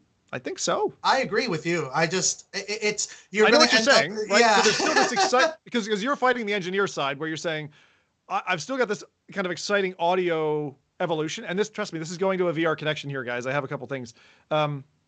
But I wanted to throw this out there because it's been a problem. Consumers generally don't understand why they can't Bluetooth to their headset and have it match up. And so that's why this technology and this push matters. If we've just solved the problem for in-house, because I'm not going miles away, and if you don't have a mansion, like most of us, you'll be close enough to your PlayStation probably, as long as you have it central in your house, to have the audio sit on the toilet and play on a beautiful 8-inch screen. Hey, I might end up picking up one of these now. You've just sold me on it. I don't know, halfway through. But yeah, the proprietary audio thing, it's going to be interesting where we go with that, because it feels a little bit like the Blu-ray situation we had with HD, where someone's got to win out with their proprietary standard. and then headsets come with it, and it's we've been down that I road think it's before. fair also to to make sure that the nerds that are listening, we should definitely notate and ensure that we do make the difference. This is 3D audio that they're streaming, right? It's not Bluetooth. So you mentioned yourself, like, Bluetooth audio, yeah, you get but there is latency. There's real-time encoding happening. There's a lot of stuff happening that if you introduce that to real-time processing, it will hinder. No, like there's obviously there, you can make the arguments that say, hey, it's only 0.003% of a performance hit, but that 0.003% of performance hit, when you give it to giant entities that are doing nothing but watchdogging performance, they're going to kill the product for that 3% performance. So this is looking to create that decoupled device, right? Well, we might even see a media version of a PSVR, right? That's only focused for second screening and not for VR experiences. And they will be able to use the same streaming stuff. That's really what I saw here. I didn't see the whole wireless pipeline and all that. Like we definitely should do a deep dive at some point on that subject, because it's something that doesn't get airtime very often and can be very interesting once you peel back the layers and make it a little bit easier for people to kind of understand it. So we'll back away from that for now, but the connecting fiber here is that it's not all bad news for Sony controllers. Say some of you want to remote play via Steam with some friends, but you don't have an Xbox controller or like a, old PS4 controller, something that you can interface with your PC. Well, thanks to user to pay on Reddit, posted about a Steam input configuration that's possible to take your PSVR2 Sense controllers with a cable attached to each one to the machine. That's to USB-C into your PC with your Sense controllers. You can actually apply custom binding codes for the left and right controller, and they will act like a fused gamepad. So this is great, because there's been so many times when I've wanted to play with friends remotely, play whatever, some multiplayer title over Steam, and I couldn't find a controller. Well, this is a really 5-minute job, as long as you got the cables. And you should have at least one charging cable. Sorry, I'm still chuckling at the fact that they only put one cable in the box. But if you have two, then you can connect this up, parse the launch code that you need, Steam will recognize it, and boom, away you go. And if you so happen, I'm going to remind people again, if you so happen to have a 20 series graphics card with Virtual Link, the USB-C port on your graphics card, plug in your PSVR 2 headset, and now you can game with a PSVR 2, a massive cinema mode screen display for whatever's on your desktop, and your gamepads all being used. Have fun playing Diablo or whatever you do with that setup. There you go. We're getting really close to having PSVR 2 at some point working with PC. Close. Yeah, it's very peripheral right now, but I still believe in that dream. So that's a nice freebie. Thanks again to the tinkerers out there who make this happen. If you do want to track that down because you need to get the codes, the post is labeled PSVR 2 controllers working just fine with Steam input. So there you go.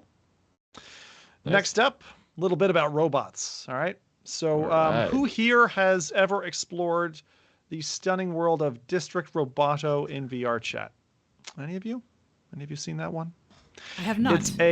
It's a I'm on Cats this week.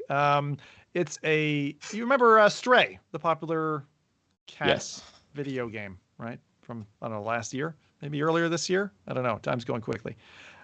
Well, VRChat's ode to that was called District Roboto. It was lovely, like Japanese back alley scenes and all this kind of stuff. Well, it's got a release that's a follow-up to that release, which is scheduled for later this year.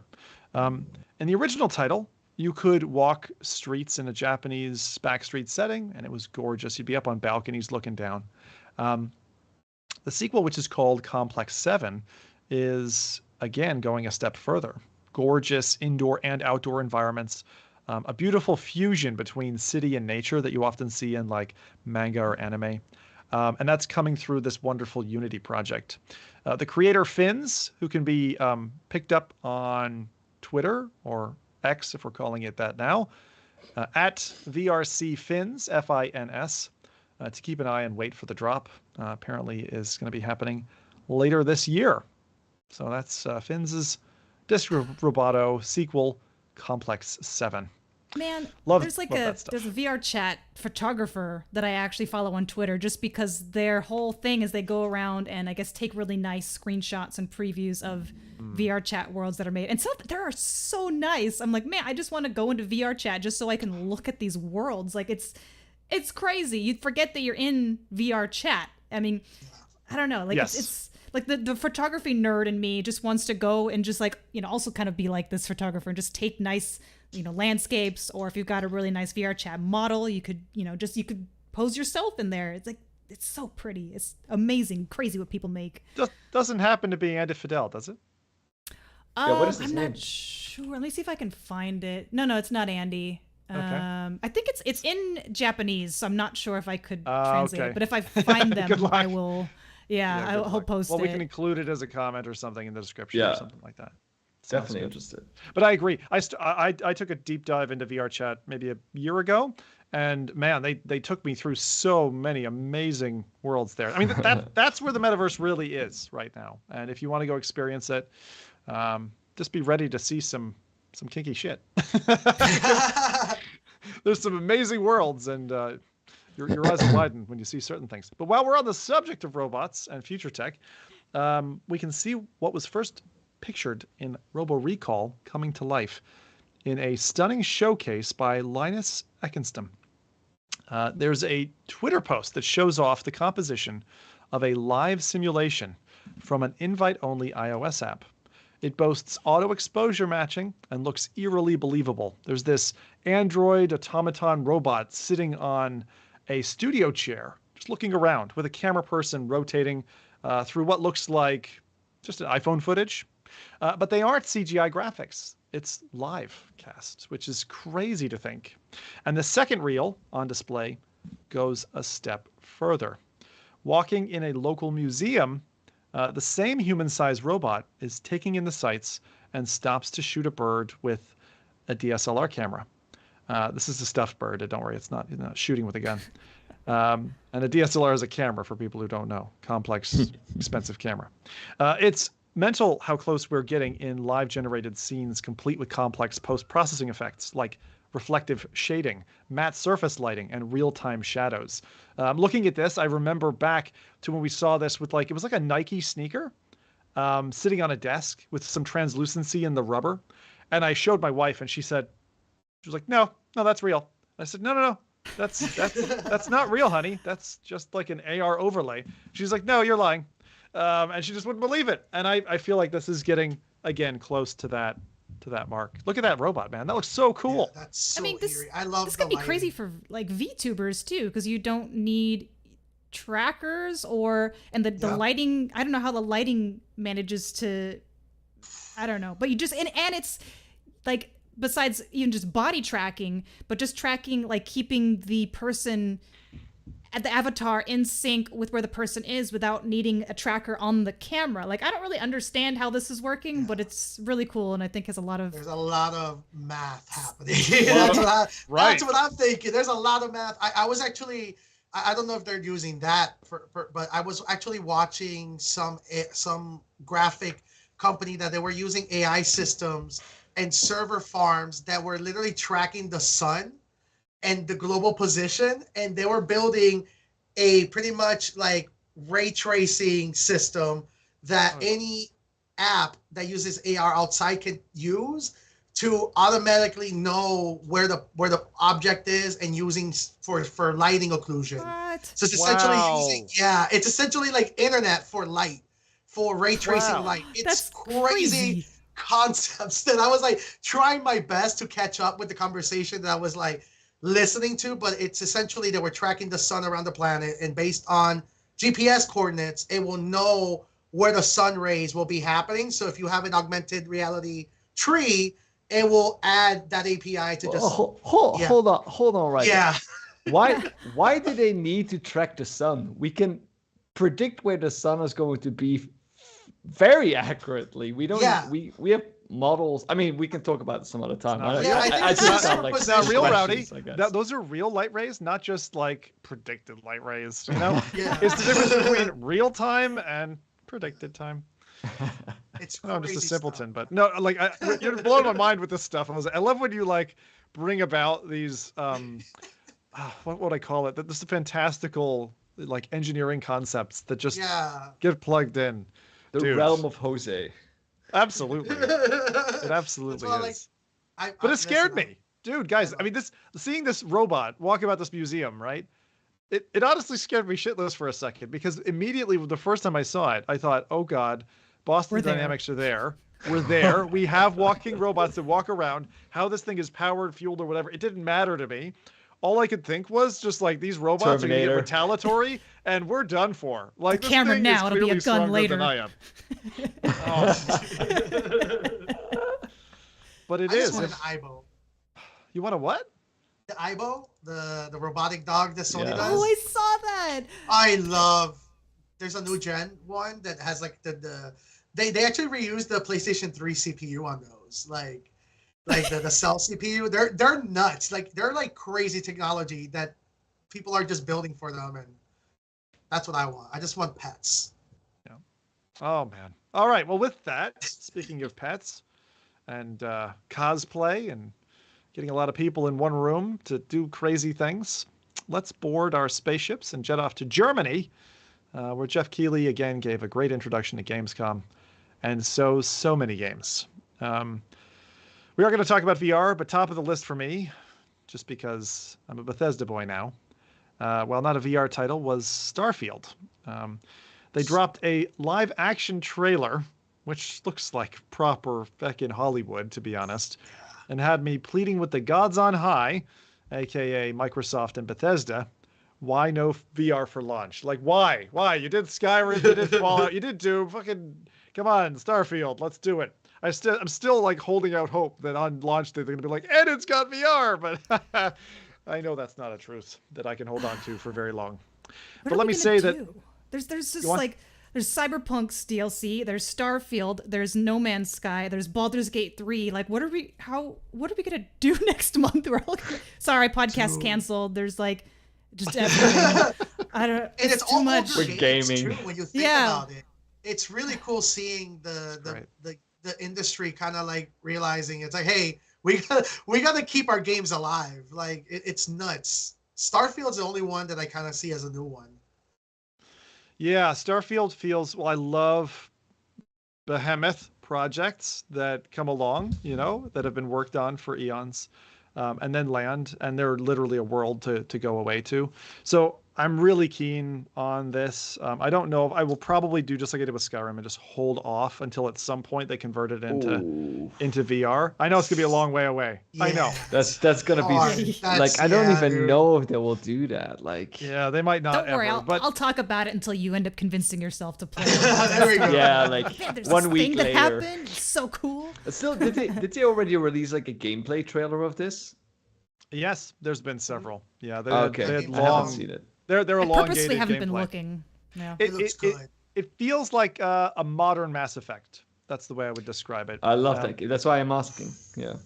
Which is you should maybe hold off. I mean, we're not too far now from the launch, so just buy it and just fall into it. You know, like why watch a trailer for something you're gonna watch anyway? Yeah, that's And true. VR's I haven't coming for followed that it. game. Like let's not act like it's not going to show up. It's Like, got to. I one way, don't shape, know. I one don't way, know. shape, or form, VR will show up for that game. Like, Someone if they- is going to yeah. do it, right? Someone is going to find a way to inject. It's going to be like there's just too much fame associated with it for them not to. For tinkerers and that not to go and try to hack. Oh yeah, into for that. sure. That's definitely gonna happen. But is that the VR version that you want to play then? You know, I'm okay with halfway houses. I'm actually okay with hybrids. I know you tend to kind of rage against the machine against them, but I am okay with AAA games being VRified. VR. Dinky VR. Dinky VR is good for me. favorite game. Nah, like a lot of people do a lot of great work in that regard. I think, and I think it's great to like try it out to get like a feel for it, for how it would be. But still, like having something, built from the ground up, or like first party supports. It's still. I mean, look at No Man's Sky. Like, look at that. Like, this is the problem, right? Let me say, having fallen in a passionate romantic relationship with No Man's Sky now, that the lack of VR totally stings worse than my recent venomous spider bite. Like that's absolutely true. Like this sucks, right? This sucks to be a Bethesda fan, and it kind of feels like I wasn't a Bethesda fan when Skyrim launched. I wasn't a Bethesda fan when Fallout came out, right? Like none of the titles like were launched except for their kind of VR intermediaries. And so this is the first one when it's like it's coming out, and it feels like, Elder Scrolls 6 is launching tomorrow, and they've decided there's no VR support. And if they do that to me, goddamn Bethesda, I'm gonna pull out a torch, right? And I'm gonna march or something. Does it make sense for Starfield to release in VR right now?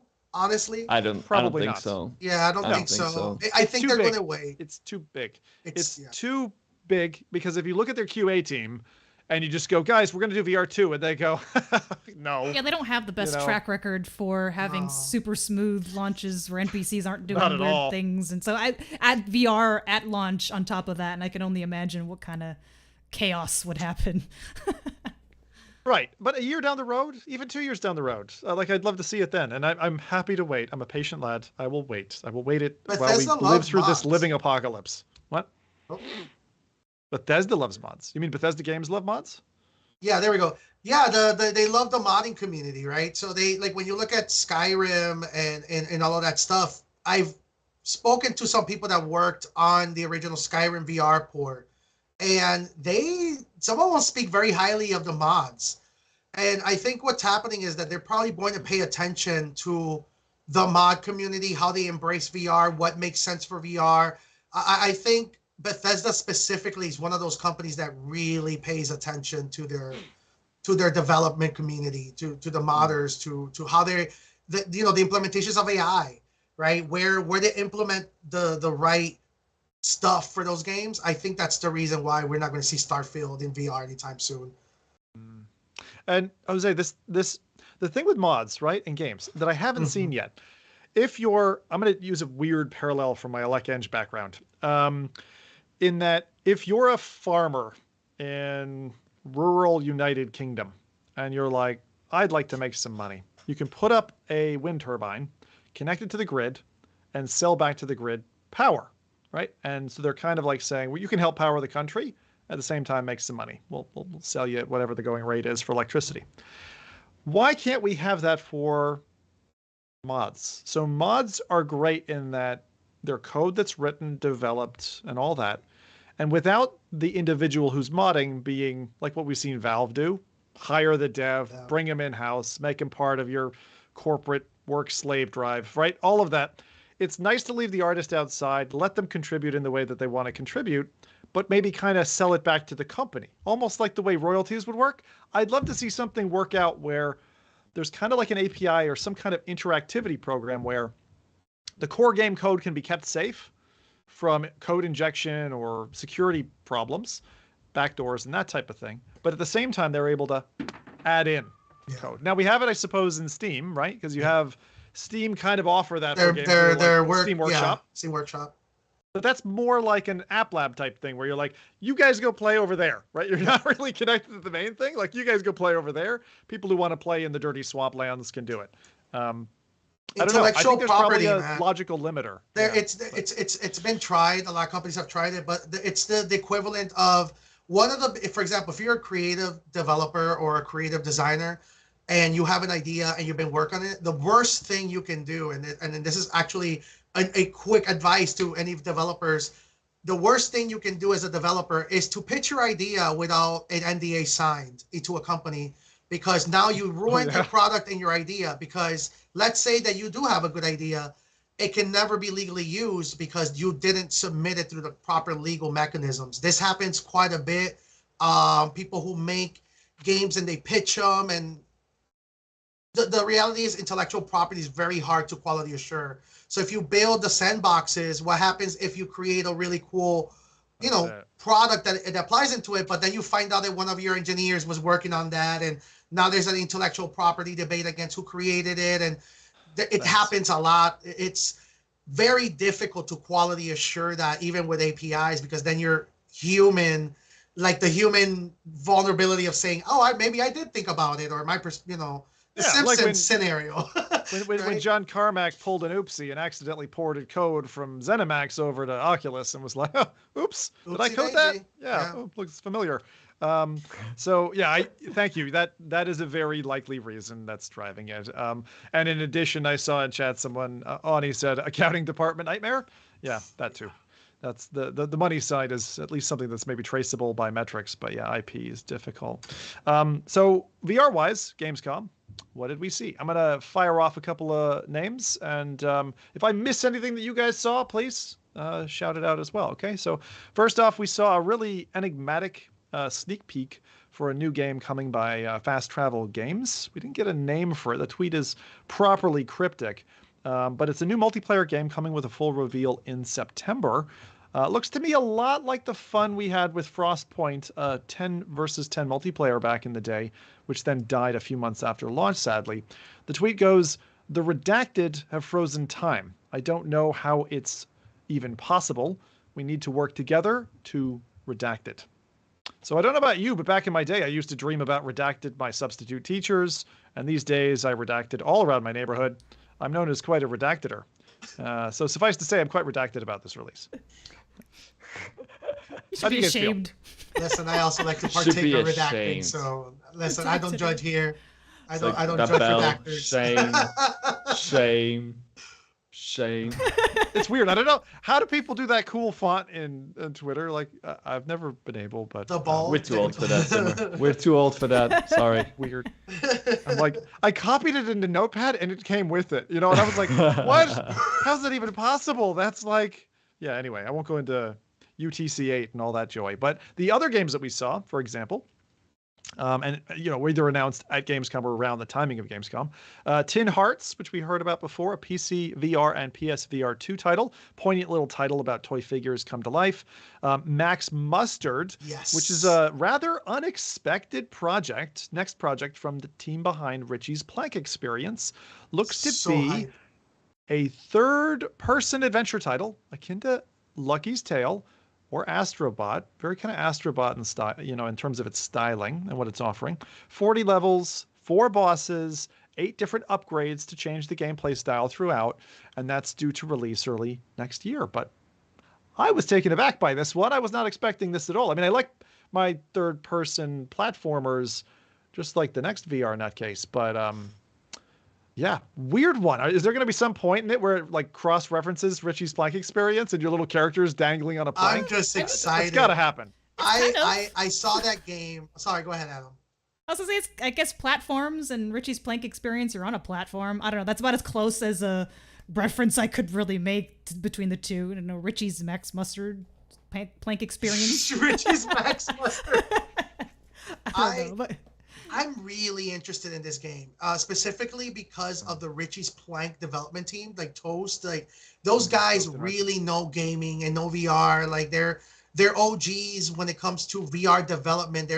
They've been working on this game probably for a very long time, and also I'm a student of the gaming revolution, computing revolution. So the homage that they're paying attention with the character, right, which is Mighty Max, which is a DOS game, a computer. Oh, yeah, early. I remember that. That's what I saw in that trailer. I saw them looking at the generation that they're at, right? With Richie's Plank Experience, they did a very good case study game, right? Which is still used to this day. And now they were like, okay. Do you want to tell people? For some people might not know what Richie's Plank Experience is all about. Do you want to describe it, Jose? So Richie's Plank Experience, I like to describe it as the best showcase of introducing somebody to VR in family entertainment approach. It is literally a plank on top of a elevated in top of a building, and you literally walk the plank, right? So you look down, you can also jump off.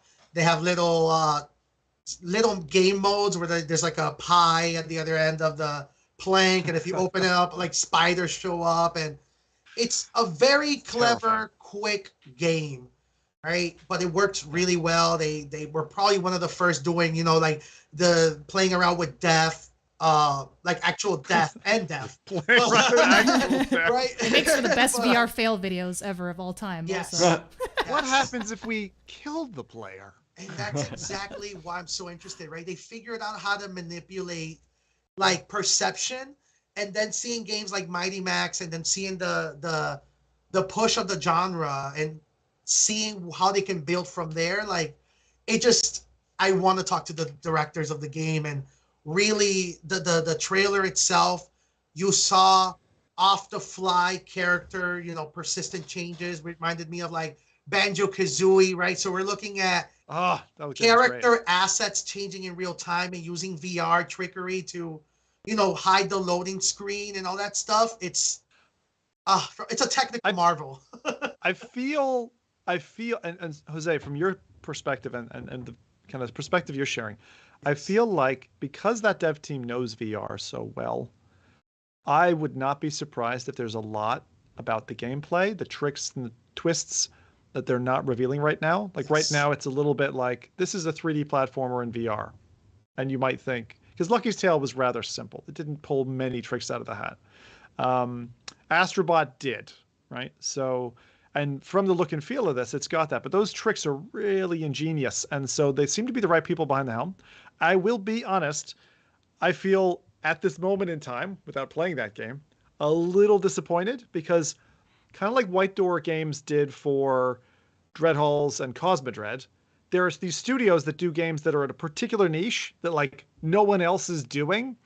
And I was really hoping for a follow-up to Richie's Blank Experience because it was just really fun. I mean, maybe they'd have to do something quite a bit different, but for that kind of popcorn style gameplay in VR, there aren't that many doing it, right? Yeah. So, yeah, I kind of want to see it. Weirdly enough, that's maybe exactly come back to that what later. I'm very maybe interested. come back to that later. Yeah, that's you explained perfectly why I'm interested. It's why would a company that does experiences so well suddenly push to a completely different direction, and also the nostalgic tones that they're hitting, and also the reality where once again Mighty Max. The reason why it was such a big deal is because they were doing a lot of processing on 4 kilobit system, 6 kilobyte RAM sticks. So they were doing a lot of engineering behind the scenes that you were getting performance at levels that nobody expected. I truly see them. When I saw that trailer, I truly was thinking of Rare Interactive. I was like, oh, okay. I see. Oh, yeah. I saw that. That's really what I was thinking about. It's like, oh, these guys are trying to say, hey, we're the fun, highly technical company for gaming. Dude, with Rare, can we please have Conker's Bad Fur Day VR? Please. Oh, man. I want to live that environment and have, little fuzzy creatures tell me to F off and stuff. That would be so good.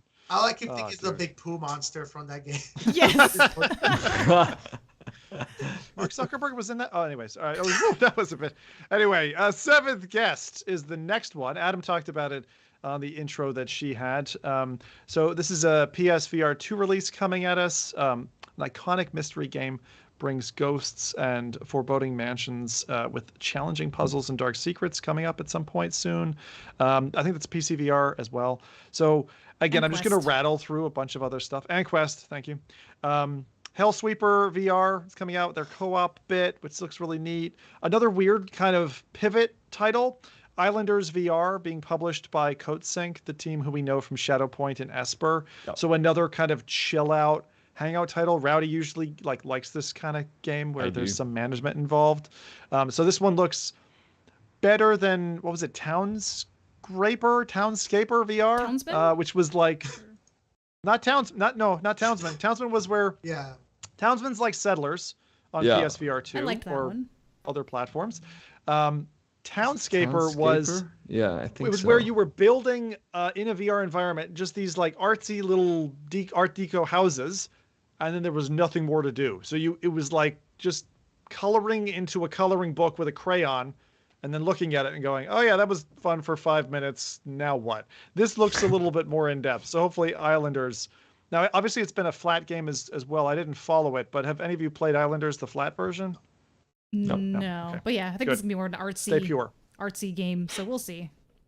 We'll see. Yeah, it's somewhere between those two, right? So between that and kind of like a cities type of game.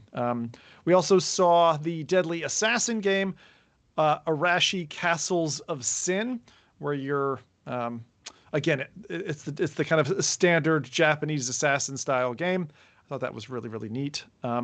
Power Wash VR was there on the floor. I saw Smash Drums released a mixed reality experience. Vampire the Masquerade Justice was on show. We also saw Glass Breakers, the new multiplayer from the Moss devs, Vertigo 2 was announced for coming in October 24th, just around the corner for PSVR 2. I can't wait. I'm giddy for that one because I've been holding off. Hubris was there on the show floor along with Gazlers, another kind of upcoming release, which is looking really good for rail shooters. Out of Hand VR was there, really kooky looking game. Lots of, again, platforming and doing super maneuvers in a VR space. Breachers had a cool show floor spot. Project Demigod, which I'd never heard of before. Quantar was there again. Crumbling, the kind of comic book style game. And the one that took my eye from the show, Shadows on the Walls VR, a cosmic horror that's coming again. And thanks to Adam for showing us a little bit more there in the trailer of Arashi Castles of Sin, which is looking quite pleasing. So those are the titles that I noticed from a Gamescom perspective in terms of VR. Anything that you guys think I'm missing in that? It was a lot. I'm actually pleased with what. Same. I mean, I didn't get to go and obviously try them to give my opinions, but it's kind of rare that I'm like, oh, I actually kind of want to try most of these. There's usually some where I'm like, they're like a Call of Duty VR, and I'm like, okay, yeah, we have enough of like that. filler, like filler content. Yeah, so these are actually good titles that I feel like they're all different. They've got different themes from the usual stuff we see. So I'm like, it's gonna be a very expensive year. It's gonna be expensive year, and hopefully a successful year come Christmas time for people selling VR headsets. I think we're still moving into strengths in VR, is my opinion, and this show is another one. I'm glad that the world is in a space now where that many devs can put on that many good booths with as much traffic as Gamescom gets. That's the exciting part. Seeing so many VR companies now and publishers and development studios kind of do their own thing outside of the manufacturers. That's really cool to see. That's really inspiring. Jeff asked me, did Zim say giddy or gwitty? I think the show needs a good Zim and Rowdy gwitty. What the heck is gwitty? I like it though. I think we should do more gwitty. Yeah, definitely. All right. Is that our new book? I don't know what it is either, but definitely witty. Get on with it, guys. We need to get witty. Oh, God. Need t-shirts for us the next time we're on one of these. So that's Gamescom. Looked really good. Always nice to see as well the VR creators running around, photographing, having fun, hanging out, laughing. Man. They're hustling. Absolutely. Total FOMO. Yeah, absolutely. Definitely will have to. Gamescom is on my, I don't want to say bucket list because that's way too far out. Like that's on my mini bucket list, which is. Yeah, I preferred Miami. I got an invite. I was like, I'm going to Miami. I'm staying right. Home. Yeah. No. Man. Is that song? Fair enough. I'm going to Miami. Yes. that actually happens as soon as you land in Miami. Like they took him out for a little bit, but Will Smith actually shows up and welcomes you to Miami himself. Awesome. He actually wrote that song. Yeah. They took him out a little bit. He was a little bit of a threat for a little bit, but now they got him back up, and he welcomes you when you get here. This is a little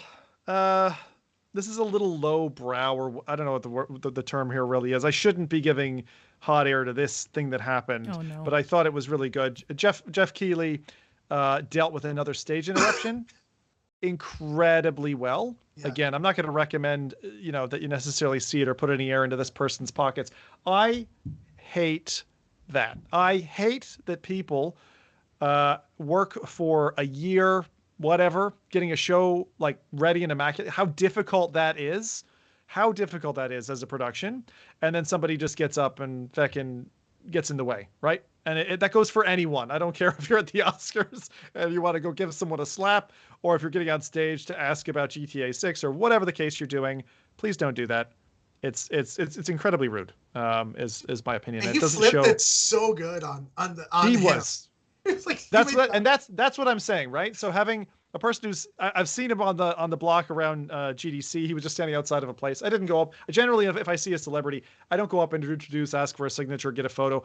I'm just fine just seeing them and being like, wow, that's a real person. That's cool. That's enough for me. And he was like a ninja. It was so cool. He was ducking and weaving with the microphone, and just props to Jeff. Keep being a legend. He just does these shows with what looks to be no effort whatsoever, but he's such a pro. So I gotta look that I- up. I don't think I've seen that. Yeah, part. the worst part is that I feel exactly like you, but I hate, like, there is, at the end of the day, a talent to trying to be funny when you're trying to be chaotic and disruptive. Because the guy interrupts Jeff Keighley by screaming that Joe Biden wants to play Grand Theft Auto 6. And it's such an absurd thing. Exactly. It's like, and it's so absurd that I'm like, it almost made me chuckle, but also feel bad for what's happening at the moment. It's just like, but at the same time, it's like, wow, if you only had like 2 seconds to interrupt somebody and say something incredibly stupid. That's what you chose? Yeah, I was like, this was your moment and you said this? That was his moment. What I really want to see is I want someone to try that shit somewhere like the Middle East, like put on a games convention or something. And I just want to see, like, you know, stupid, I'm a white guy, so I can say this. I want to see stupid white guy in dumb t-shirt get on stage and someone come up and just take a leg out with a sledgehammer. That's what I want to see. And then I want that plastered over the internet, and I want it never to happen again. That's what I want. Sorry, I'm very violent when it comes to these things. I'm with you. But I'm with you. It's so there's rude. just nowhere for it. Try doing that to a startup that like spent, you know, all of their last cents in marketing to get on that stage, and you just sabotage them. Like, they're lucky that they interrupted. Literally, it was Starfield, right? Like, they're lucky it was that and not some small, you know, startup, because it could have resulted probably differently, like you're describing. Exactly. Now, and now, since we're talking about stage interruptions, and you know, let's talk to the other thing that Zim's pet peeves, and that's leaks. So, Quest 3, lo and behold, has another unboxing leak. Right, the thing looks exactly like we've seen it, you know, portrayed by the company and what they've shared before. It shows, again, clearly no tracking rings like we were expecting for the new controllers, a white-black kind of setup, very similar to Rowdy's desk. Obviously, he's trying to get sponsored by Meta. And the strap from the Quest 2 is back. Oh, God. I can just hear Mike crying right now because his head is really suffering. If you don't have hair, those straps are not kind. Clearly, there's going to be another Elite strap or something like that for changing out the headband. This is just in the box. I'm okay with the modular design from the Quest 2 and all that. We'll see how that goes. But in addition to this little unboxing video that we saw, we also, thank you Amazon Canada and Ironbug VR, another VR person, spotted an Amazon release citing October 10th as the release date for the headset, which makes total sense, right? You announce it at Connect, you say, hey, it's open for pre-orders, or it's going to be open for pre-orders on X date, and you can get it October 10th, right? Just like a couple of weeks out from that. That just sounds totally viable, and Amazon have slipped up so many fucking times. This looks realistic. Now, there's not too many details in here that I would say are particularly arousing, but there is the name Touch Plus controllers. I think that was confirmed before, but this one reinforces that. They talk about the strap customizations for maximum comfort, and I gotta be honest, to old Zim, that sounds like you're telling me low fat or high quality merchandise. Like, I'm not buying it. That strap is not comfortable. That strap is cheap, but that's the point. You want to keep the price down. I get it. The one thing I am thinking, however, now that we're talking about Quest 3, having gone through, you know, the No Man's Sky experience of how beneficial eye tracking and dynamic foveated rendering can be, my God, I'm feeling right now, like from a design perspective, someone messed up. I don't know how expensive it would be to have eye tracking, or if they felt like Meta tracking eyeballs isn't a good look for them right now, because you know the press will go to town with that in terms of eye tracking. They're getting ready for ads and yada yada. I still think they should have rid that wave through and brought eye tracking into the headset. I'm curious, Jose, mostly about your opinion on that, because Quest Pro, obviously that was their splash on let's do everything engineering we possibly can in a headset right now.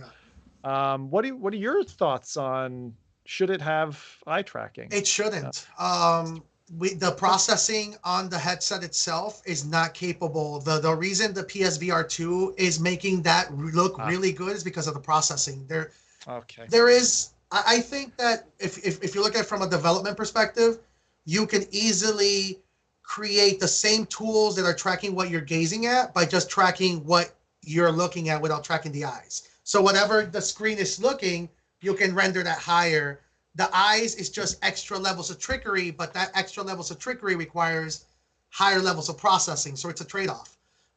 You're not going to see the benefits of high-level fidelities with eye tracking on an all-in-one headset.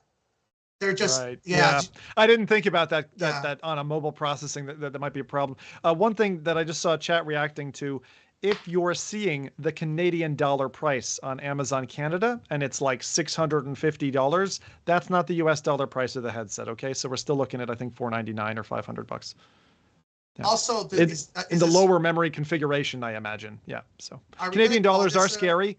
Rowdy and I will absolutely tell you that's absolute fact. It's monopoly money. There you go.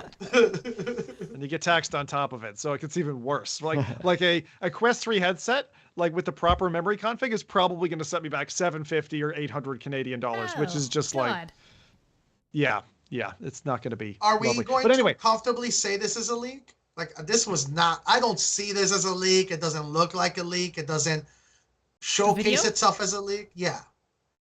It's hard to say because it's like.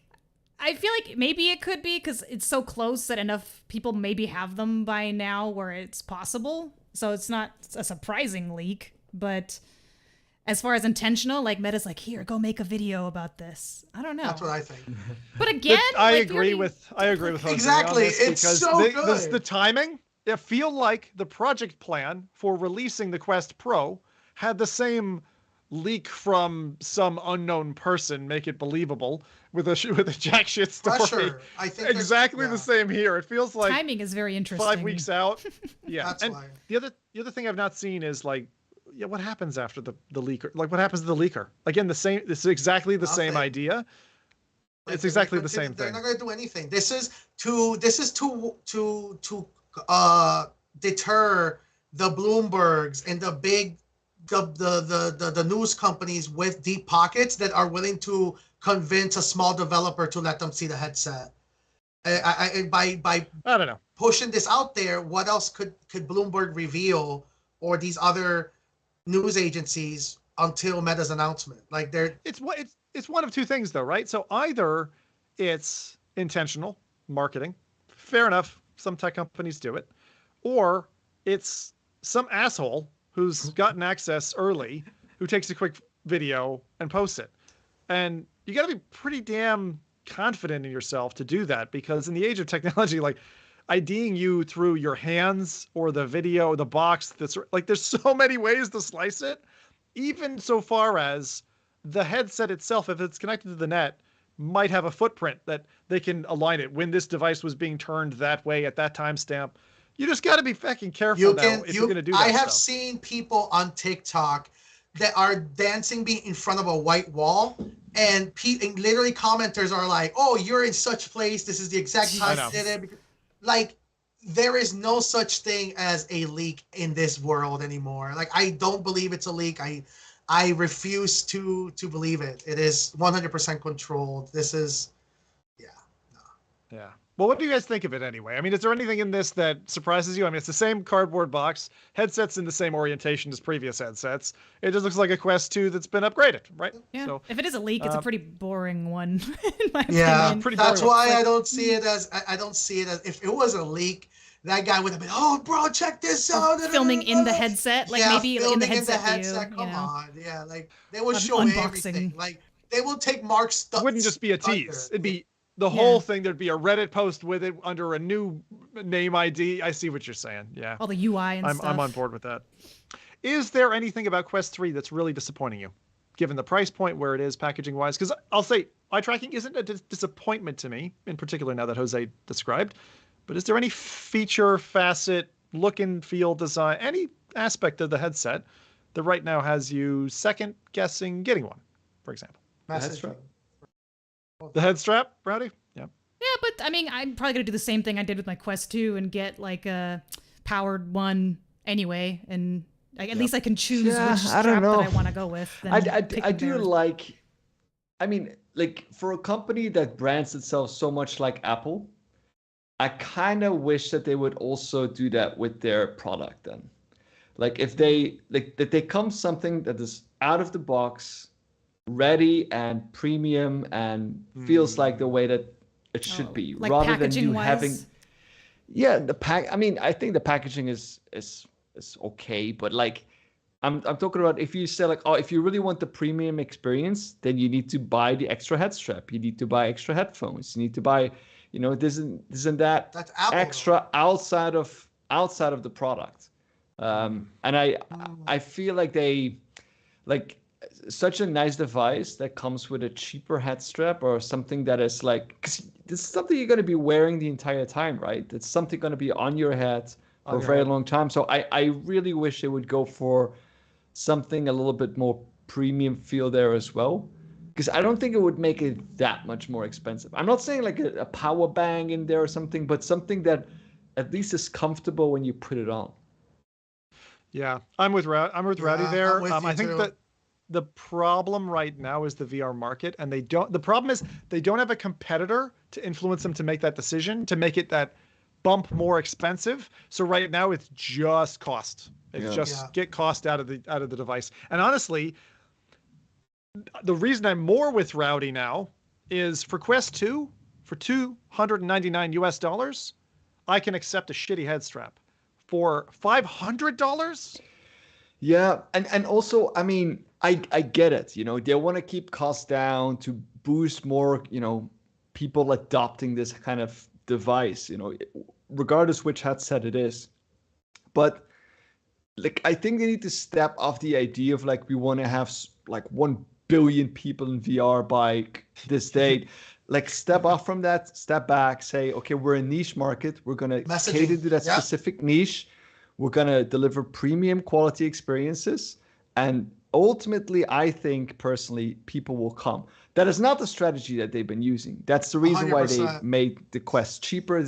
It's just not really the strategy that I personally believe in. I like going mobile. I like that they remove, the PC. I like that because it creates accessibility.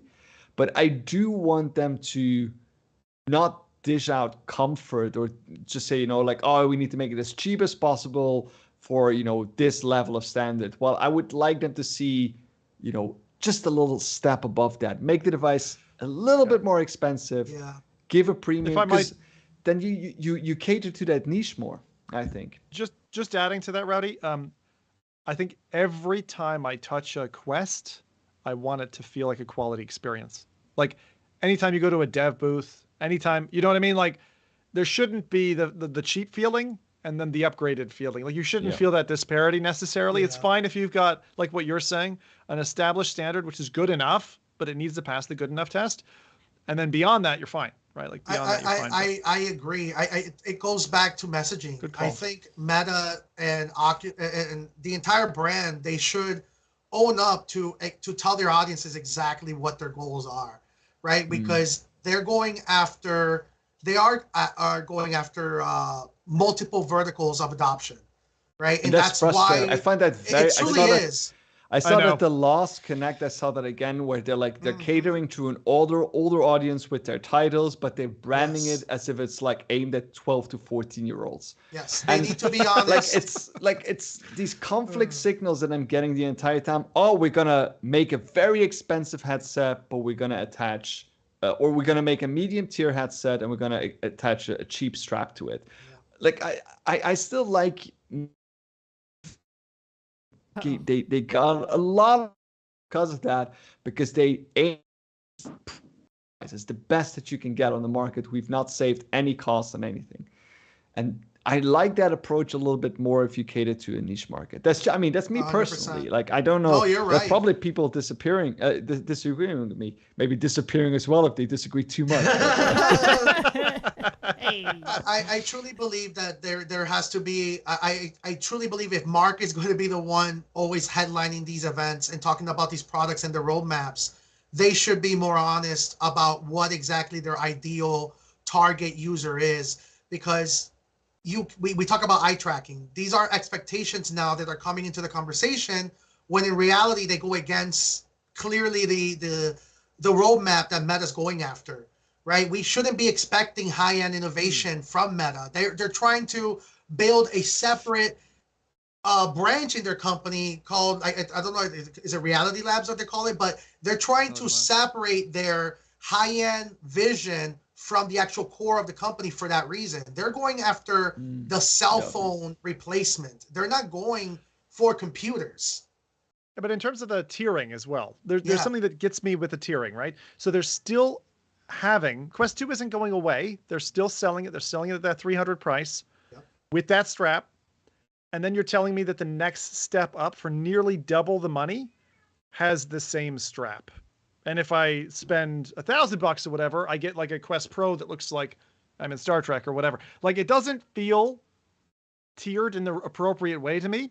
So Rowdy, great call on the strap. I think we should keep moving because I do want to finish the podcast off in 20 minutes if we can. Adam, what about for you? What's the one thing that's your concern or might hold you off on the headset type of thing? I'm not sure yet because I think it's a big enough jump between the Quest 2 for me because I didn't have a Quest Pro. Maybe if it would be different if I had a Quest Pro, I'd be like, it's kind of the same but kind of worse. But big enough of a jump where I can't see too many of the downsides for me personally. But, until I try it, then I may have some complaints. We'll see. Okay. Yeah, Rowdy's definitely fired me up on this strap one. What about you, Jose? What's the one for you? Oh man. I really wanna see what their mixed reality demo is going to be like. I truly, like Adam said, there's not a big jump for a Quest Pro to the Quest 3. There's not much of a significant jump, so I would like to see what exactly why there's no eye tracking, right? Why are they're doing the cost there? I am really curious. There has to be a performance gain outside of the strap. I'm scared of talking too much, but the people that have tried the Quest 3, they're talking about very significant performance boosts. Good. So I truly don't know yet. Someone in chat was mentioning storage. I think storage is an interesting one. Again, another price piece, but I would tend to agree. We talked about Medal of Honor before, which was a 45 gigabyte game. When you installed it on your 128 gigabyte headset, you could fit 2 and a bit titles, maybe 3 if you were lucky. So 256 gigabytes of onboard storage seems right for that kind of headset that's standalone today. I think a 128 SKU is fine as a budget model, but I don't know. You have to know what you're getting, right, at that point, because games are getting larger, more complex, more detailed. The problem will exacerbate over time. And if you're looking at a device to live for 3 years, 128 is pretty tight, even on a phone these days. Like I prefer a 256 when I'm starting off there. For me, I've got one thing, which is I'm inherently nervous as an FPS gamer in their tracking solution, which is compounded by the fact that lately Meta came out with a point. They're like, hey, we revised our hand tracking. Our hand tracking is almost as good as a controller. I am scared of that message because I feel like from an engineering perspective, they're like, you got to be ready for launch. They've been beavering away at it, right? Or badgering away at it, Adam. And getting to the stage where they're like, okay, we've made improvements, and let's be honest, Meta have done fantastic R&D on all the software stuff. They're a great software house, but I'm really nervous that the inherent difference between like hard tracked with light, and interpolated movement when it can't see tracking dots and you're moving out of and it just doesn't feel right. It doesn't feel human. I remember very distinctly what the PlayStation VR 1 light orbs felt like. And some games made software leaps, like Beat Saber, which made it feel like, hang on a second, I didn't hit that note. You knew you weren't that good. And I'm worried that sniping down a sniper rifle scope, the kind of highly sensitive motion, is going to be noticeable, discernible to us VR pros, right? People who play with VR all the time, go game to game, and can tell headset to headset. I do need to say, because I know that they used to say that about, playing with a mouse versus playing with a controller, because you have far more accuracy with your mouse than you do with your controller. But it kind of has turned around in some competitive games. Like I have some friends who play Halo competitively, and they only play with controller because the controller has some sort of like I wouldn't call it like an aim assist, but it's like it is assisting in the aim. It is aim assist. In a certain way. Predictable. Like It's so, it predictive, is. yeah. It is kind of like helping out. So they get a little bit of a competitive edge when they play with a controller now versus when they play with a mouse. So I do think that even in pro scenes, those kind of things will have a place, but it's very hard to get it tuned. Yeah, and to be honest, we're again another VR generational leap away from something like the Moves, which was awful, right? It was just light based tracking and about as low tech as you could possibly go. Those had even released well before Project Morpheus and PSVR 1 came out, right? So I recognize I'm stepping probably 10 years from that to now, and for the majority of use cases, they'll probably feel absolutely fine. But I am the kind of guy who, when it comes to audio, it's the fine detail. When it comes to my VR experiences, it's that like 2% that makes it feel great. It's the thing that on PSVR 2, when you get the frame interpolation, it's just not where you want it to be. And I don't want it to feel that way for a new headset. So we'll see where it goes. I hope I really think they need to stop that messaging. I think what you're describing is not going to show up from Meta ever again. That's the reason why they introduced something really cool, and then because they have to make a return on the development costs. So it's much more than the head strap. They have to make a return on all of that R&D that they introduced, wireless positioning for devices, and then they strap it, and then they got rid of the rings because they always have to make a return. So I think that what you described, which is a forefront in how tracking is done, once they figured it out, they immediately found an excuse to make the previous thing cheaper. So they're going to go with that. So that's kind of what they're doing right now. They're recycling old tech. Like, I would be surprised if the next headset, the MetaQuest 4 might even introduce like original, OLED and things like that as it gets cheaper to produce. And that makes sense. That makes total business sense, right? So to make that kind of an evolution, right? Like, and you're talking about the Leap to Quest Pro, where we had controllers that were doing onboard processing with cameras tracking, and it unfortunately bumps the price and complexity and number of things. It was a neat engineering solution. I'm glad that they've found something cheaper and that doesn't have tracking rings, because it solves other problems. We just have to wait to feel it, right? Until it's in my hands, I won't know. And for those who are unaware, right, there's a MetaConnect event coming up in September, so keep an eye and ear out for that. The keynotes are always really good to watch. You can usually watch them on the internet. Sometimes they open them up to VR as well, if you're really keen to be in your headset and watch it that way. I've always found it to be a little bit of a shit show if you try it that way. So YouTube on desktop is normally how I'd watch those things if I'm not there in person. And that's it. We'll have, just in 2 podcasts, a hell of a lot more info for you on that stuff. So with that, I think it's a good time to turn to Jose, give him time for his own personal keynote and showcase, and he can dial you up on releases you might have missed. All right. So I haven't done releases for like the last 3 episodes, so I'm going to give you guys a little bit of a catch up for the last 4 weeks, and then 2 weeks ahead, games that stood out for me in some research. Full transparency, I have not played any of these, but I did some research and looked them up. You guys probably have talked about them, but starting up with Reese Project, already released. It looks like August 1st release date. It is a PC VR game. The reason it stood out to me, and I wanted to mention this one, it's $14.99 on the Steam store. That's about 11 pounds. It reminds me a lot of a progression of point-and-click adventure games, right? Where if it's in the trailer where the character grabs something and goes like, "Oh, I don't need this right now. What can I?" It reminds me of point and click. Oh, I love like The Longest Journey, like those kind of things. Like, it's so good. Yes, I love that. And the graphics look really cool. It's kind of noir, and it looks like it's like a point and click adventure set in Half-Life Alyx's world. I'm so glad you're featuring this, dude. I used to love that stuff. Like everything from there was the Indiana Jones one. Yes. Like Day of the Tentacle. Exactly. Man, there's so many great. Memento. Oh my god, yes. Yep. And you have perfect. So that's I love that. This is exactly what the trailer made me think of. Just did you see her grab a flashlight? Goes, "Oh, I don't need this. Maybe if I, just seeing the character not necessarily talk to you, but you're hearing what they're thinking in their head, thus helping you." Why But haven't yeah, I seen that's more of this? Like, why? That's really interesting because, like, I feel like that doesn't seem like a huge logical leap for a dev to do. It seems like it would be hella fun, and yeah, why have we haven't seen more of that in the last 10 years? I don't understand.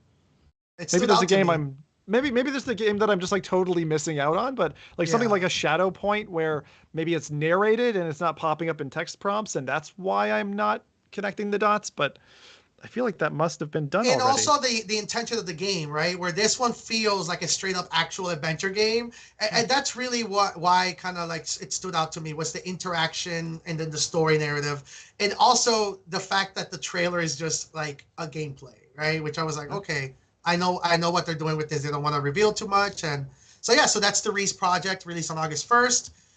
PC VR, that's £14.99, £11.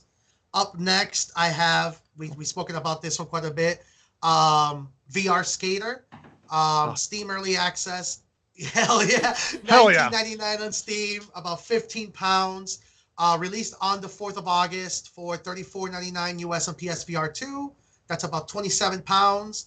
It's Tech Deck Dude, in VR, right? Which is finger skating. It's Tony Hawk. You got something to say about this thing? Because I know you're enjoying it. Dude, I spent I love I it. think 7 hours or something in that game, like falling on my ass again and again and again. What you don't get if you just look at it is that game is just as exhausting as Gorilla Tag. And because the motion with your hand to constantly basically be running your deck, and then you've got these like little nuanced motions with your hands to do the kick flips and the ollies, the grinds, and when you start to get it all going, and as I said, in one play session, I felt like I was starting not to master it, but to get good enough that it wasn't frustrating. Like Mirror's Edge, if you're doing runs, Yes. I just nope out of that kind of game normally. This one, it was like the perfect amount of like breadcrumbs to like and success to make me get that hit of like, dude, this is sweet. They've got a cool soundtrack. The levels are really fun. Levels are a little small if you're used to more like a Tony Hawk Pro Skater style, which I was a huge fan back in the day. But VR Skater, if you even basically like the premise or you were a Tony Hawk fan, then this is definitely something you should go and buy. It's super cool. I mean, jumping between skyscrapers on a fucking skateboard and Jesus. seeing like a drop of like literally like, I don't know, 20 floors. It's insane. And to pull that off, the bales are super fun. It's very, very easy. It's just very Moorish, that game. It is one thing that I would say is when you get into VR Skater, learn it and then like stick with it because the motions and everything they're like riding a bike for the first time. But when you get them, they make a lot of sense. It's a really ingenious control scheme because I was really worried it would feel awkward. It's very well designed. If you like skating at all in video games and you're worried about skinning your knees in real life, then that game is absolutely for you. Yeah, great spot. Yep. So up next, well, yeah. So that was VR Skater, 19.99, £15, and on PSVR 2, 34.99, £27. Up next, I have Battle Talent. Release date August 18th. Also on the Quest 2 on App Lab. It's $19.99 US. That's about 16 pounds. The reason I selected this one, it reminded me of Sirento, but with a procedurally generated approach to it. So it's essentially, every single time, you mentioned Mirror's Edge, right? It's Mirror Edge and what's the other one that's like, I forgot the name of it. It's huge. Elden Ring. Oh. That's what it's. Elden Ring. Elden Yeah, Ring. it's like Right. Elden Ring and Mirror's Edge, and just kind of in VR, which is you're moving really fast and doing a lot of attacks. And the more, I think it has a combo meter for you to track down. The trailer's pretty awesome. A lot of high cool attacks happening. There's like near the end of the trailer, you just see this guy doing a cool charge into like a hurricane sword attack, Dude, which looks it's so sick. fast. And like it reminds me of like my Quake days. I don't know that I have Yes. those reaction times anymore. And to be I able don't to do that think in VR. anybody And does is in that VR. big looming like shadow creature at the end? Is that a boss or something? Because I that think looks pretty so. cool. Like Yeah. Serious Sam scale, like huge. Mhm. Yeah. Yeah, they're playing around. It looks like to be like a bus rush in corridors. So that stood out to me. Definitely looking to play that one as soon as possible. Definitely, actually, it's already downloaded and purchased. Of all the games I'm listing here, that was already says downloaded. And so yeah, so that is Battle Talent. It is $19.99. It's a PC VR and App Lab game. That's £15. Up next, I have this one I'm really excited about. It's called Bounce to the Beat. Bounce to the Beat. Yeah, and the reason that I picked this one, it looks like your typical Beat Saber copy game, right? But what stood out to me about Bounce to the Beat is there's a really fun mobile game called Puzzles and Dragons that I'm like highly addicted to, which is a puzzle Tetris game, but you also collect monsters, and these monsters have modifiers and combos that essentially. Hang on. What's the name of that? It's called Puzzles and Dragons. Puzzles and Dragons. It is Tetris or Dr. Mario, but also with like a Monster Rancher Pokemon vibe to it, where you're solving, basic Bejeweled type of puzzles, but you also have these monsters and they do multipliers. You also you get into these bus rush modes where you're fighting other monsters. I'm getting a feeling like you need a pet. Yes. There's little baby as dragon you at can the tell, I am lacking having a pet, so I'm looking for any connection with a virtual being as I can because I'm so busy. But yeah, so it's Beat Saber, but you also collect these monsters that add multipliers to you. So you're leveling up, but you're also fitnessing into it, playing Beat Saber. Also, the graphics look pretty badass. Quick it's also question: is it Box to the Beat? Is the title? It's Box to the Beat. Okay. Yeah. Not M to the Beat. Yeah. Not M to the Beat. It's Box to the Beat.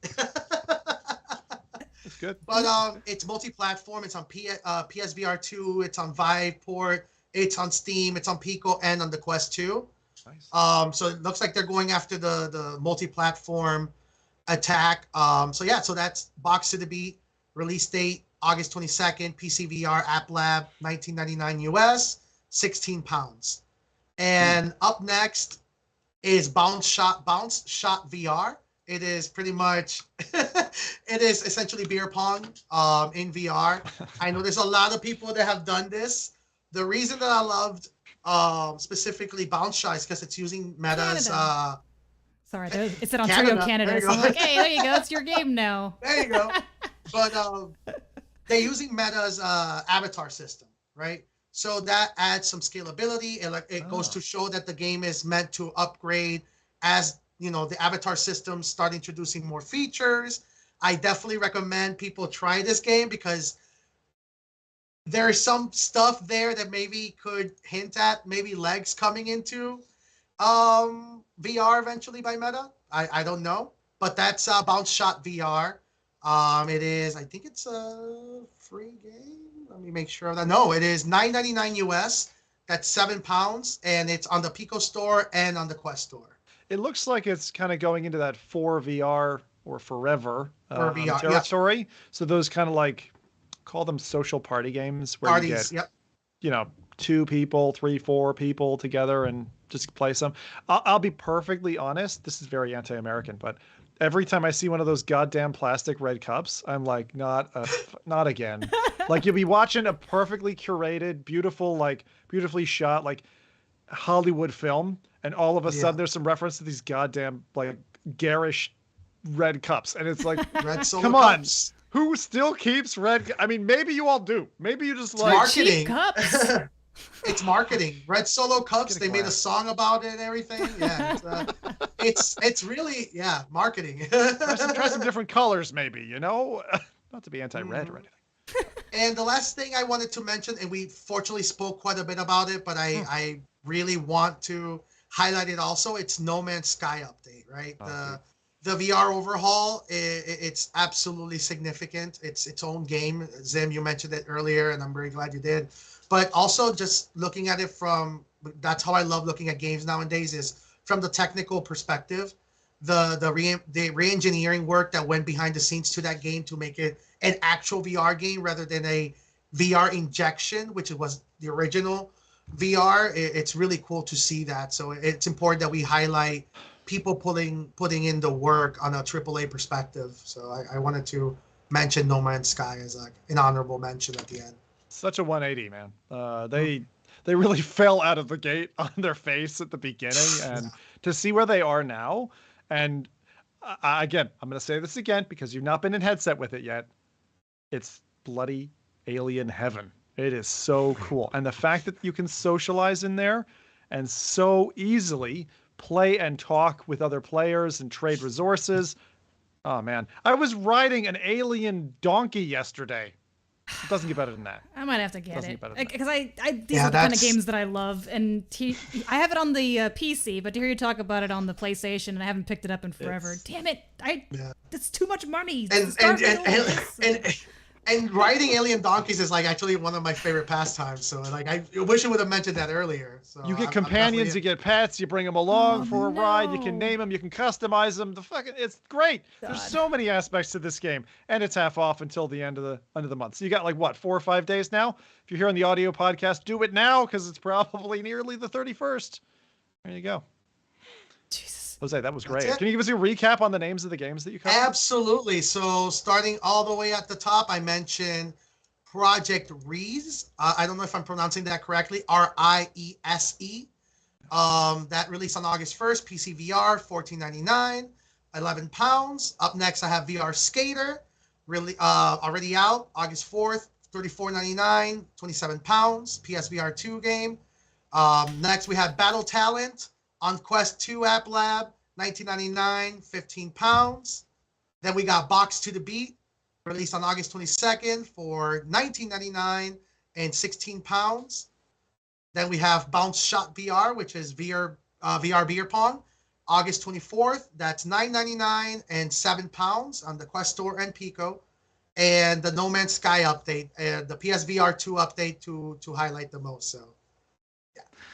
That sounds great, Jose. That was a good run. Thanks for catching us up. Appreciate that. It's great to have that. Chat, I'm going to say a big thanks again to our live viewers here today who listened back and those on the audio podcast. This is honestly, with all of you in tow, like this is such a fun time to be alive for these technological changes that are coming. Like it's just wave after wave. And man, I bet this is what it felt like to be Mayan. You know, just before they released that buggy Sun Calendar 2.0 and ended the world the first time. I feel like we're right in there. So let me remind you of the show times for those who maybe are new to the show. This is the FReality podcast. We run fortnightly every other Saturday on YouTube and Twitch to a live audience. The broadcast goes live at 10 a.m. Pacific, 1 p.m. Eastern, and 6 p.m. in the UK. So God save the king. For our listeners, SoundCloud, Spotify, and iTunes get launched during the week with our audio version of the podcast that Rowdy pieces together through the snippets of our sultry voices following the live show by a couple of days. And if we have potential sponsors out there or potential guests, please write into us at contact@freality.tv. Perhaps you'd like to shower our audience with a Christmas cracker of a campaign or come rap with the best show in the biz. Our guest spot after more than a year now together should be active before year end. I'm going to give us that deadline and we'll work it out and get people flying in so you can see some faces who aren't just us. With that, chat, thank you all for hanging with us while we're there. I hope you enjoyed our company. We certainly appreciated yours. And I'll tell you what, we'll catch you here on the next episode of Baby's Got Back. What? I'm cosplaying as a dictator now, guys. I've just renamed the show, so no soup for you. No soup for any of you. Hey. Sounds good to me. I'm ready. All right, now F off. Go on, guys. Bye. Bye-bye. Take care.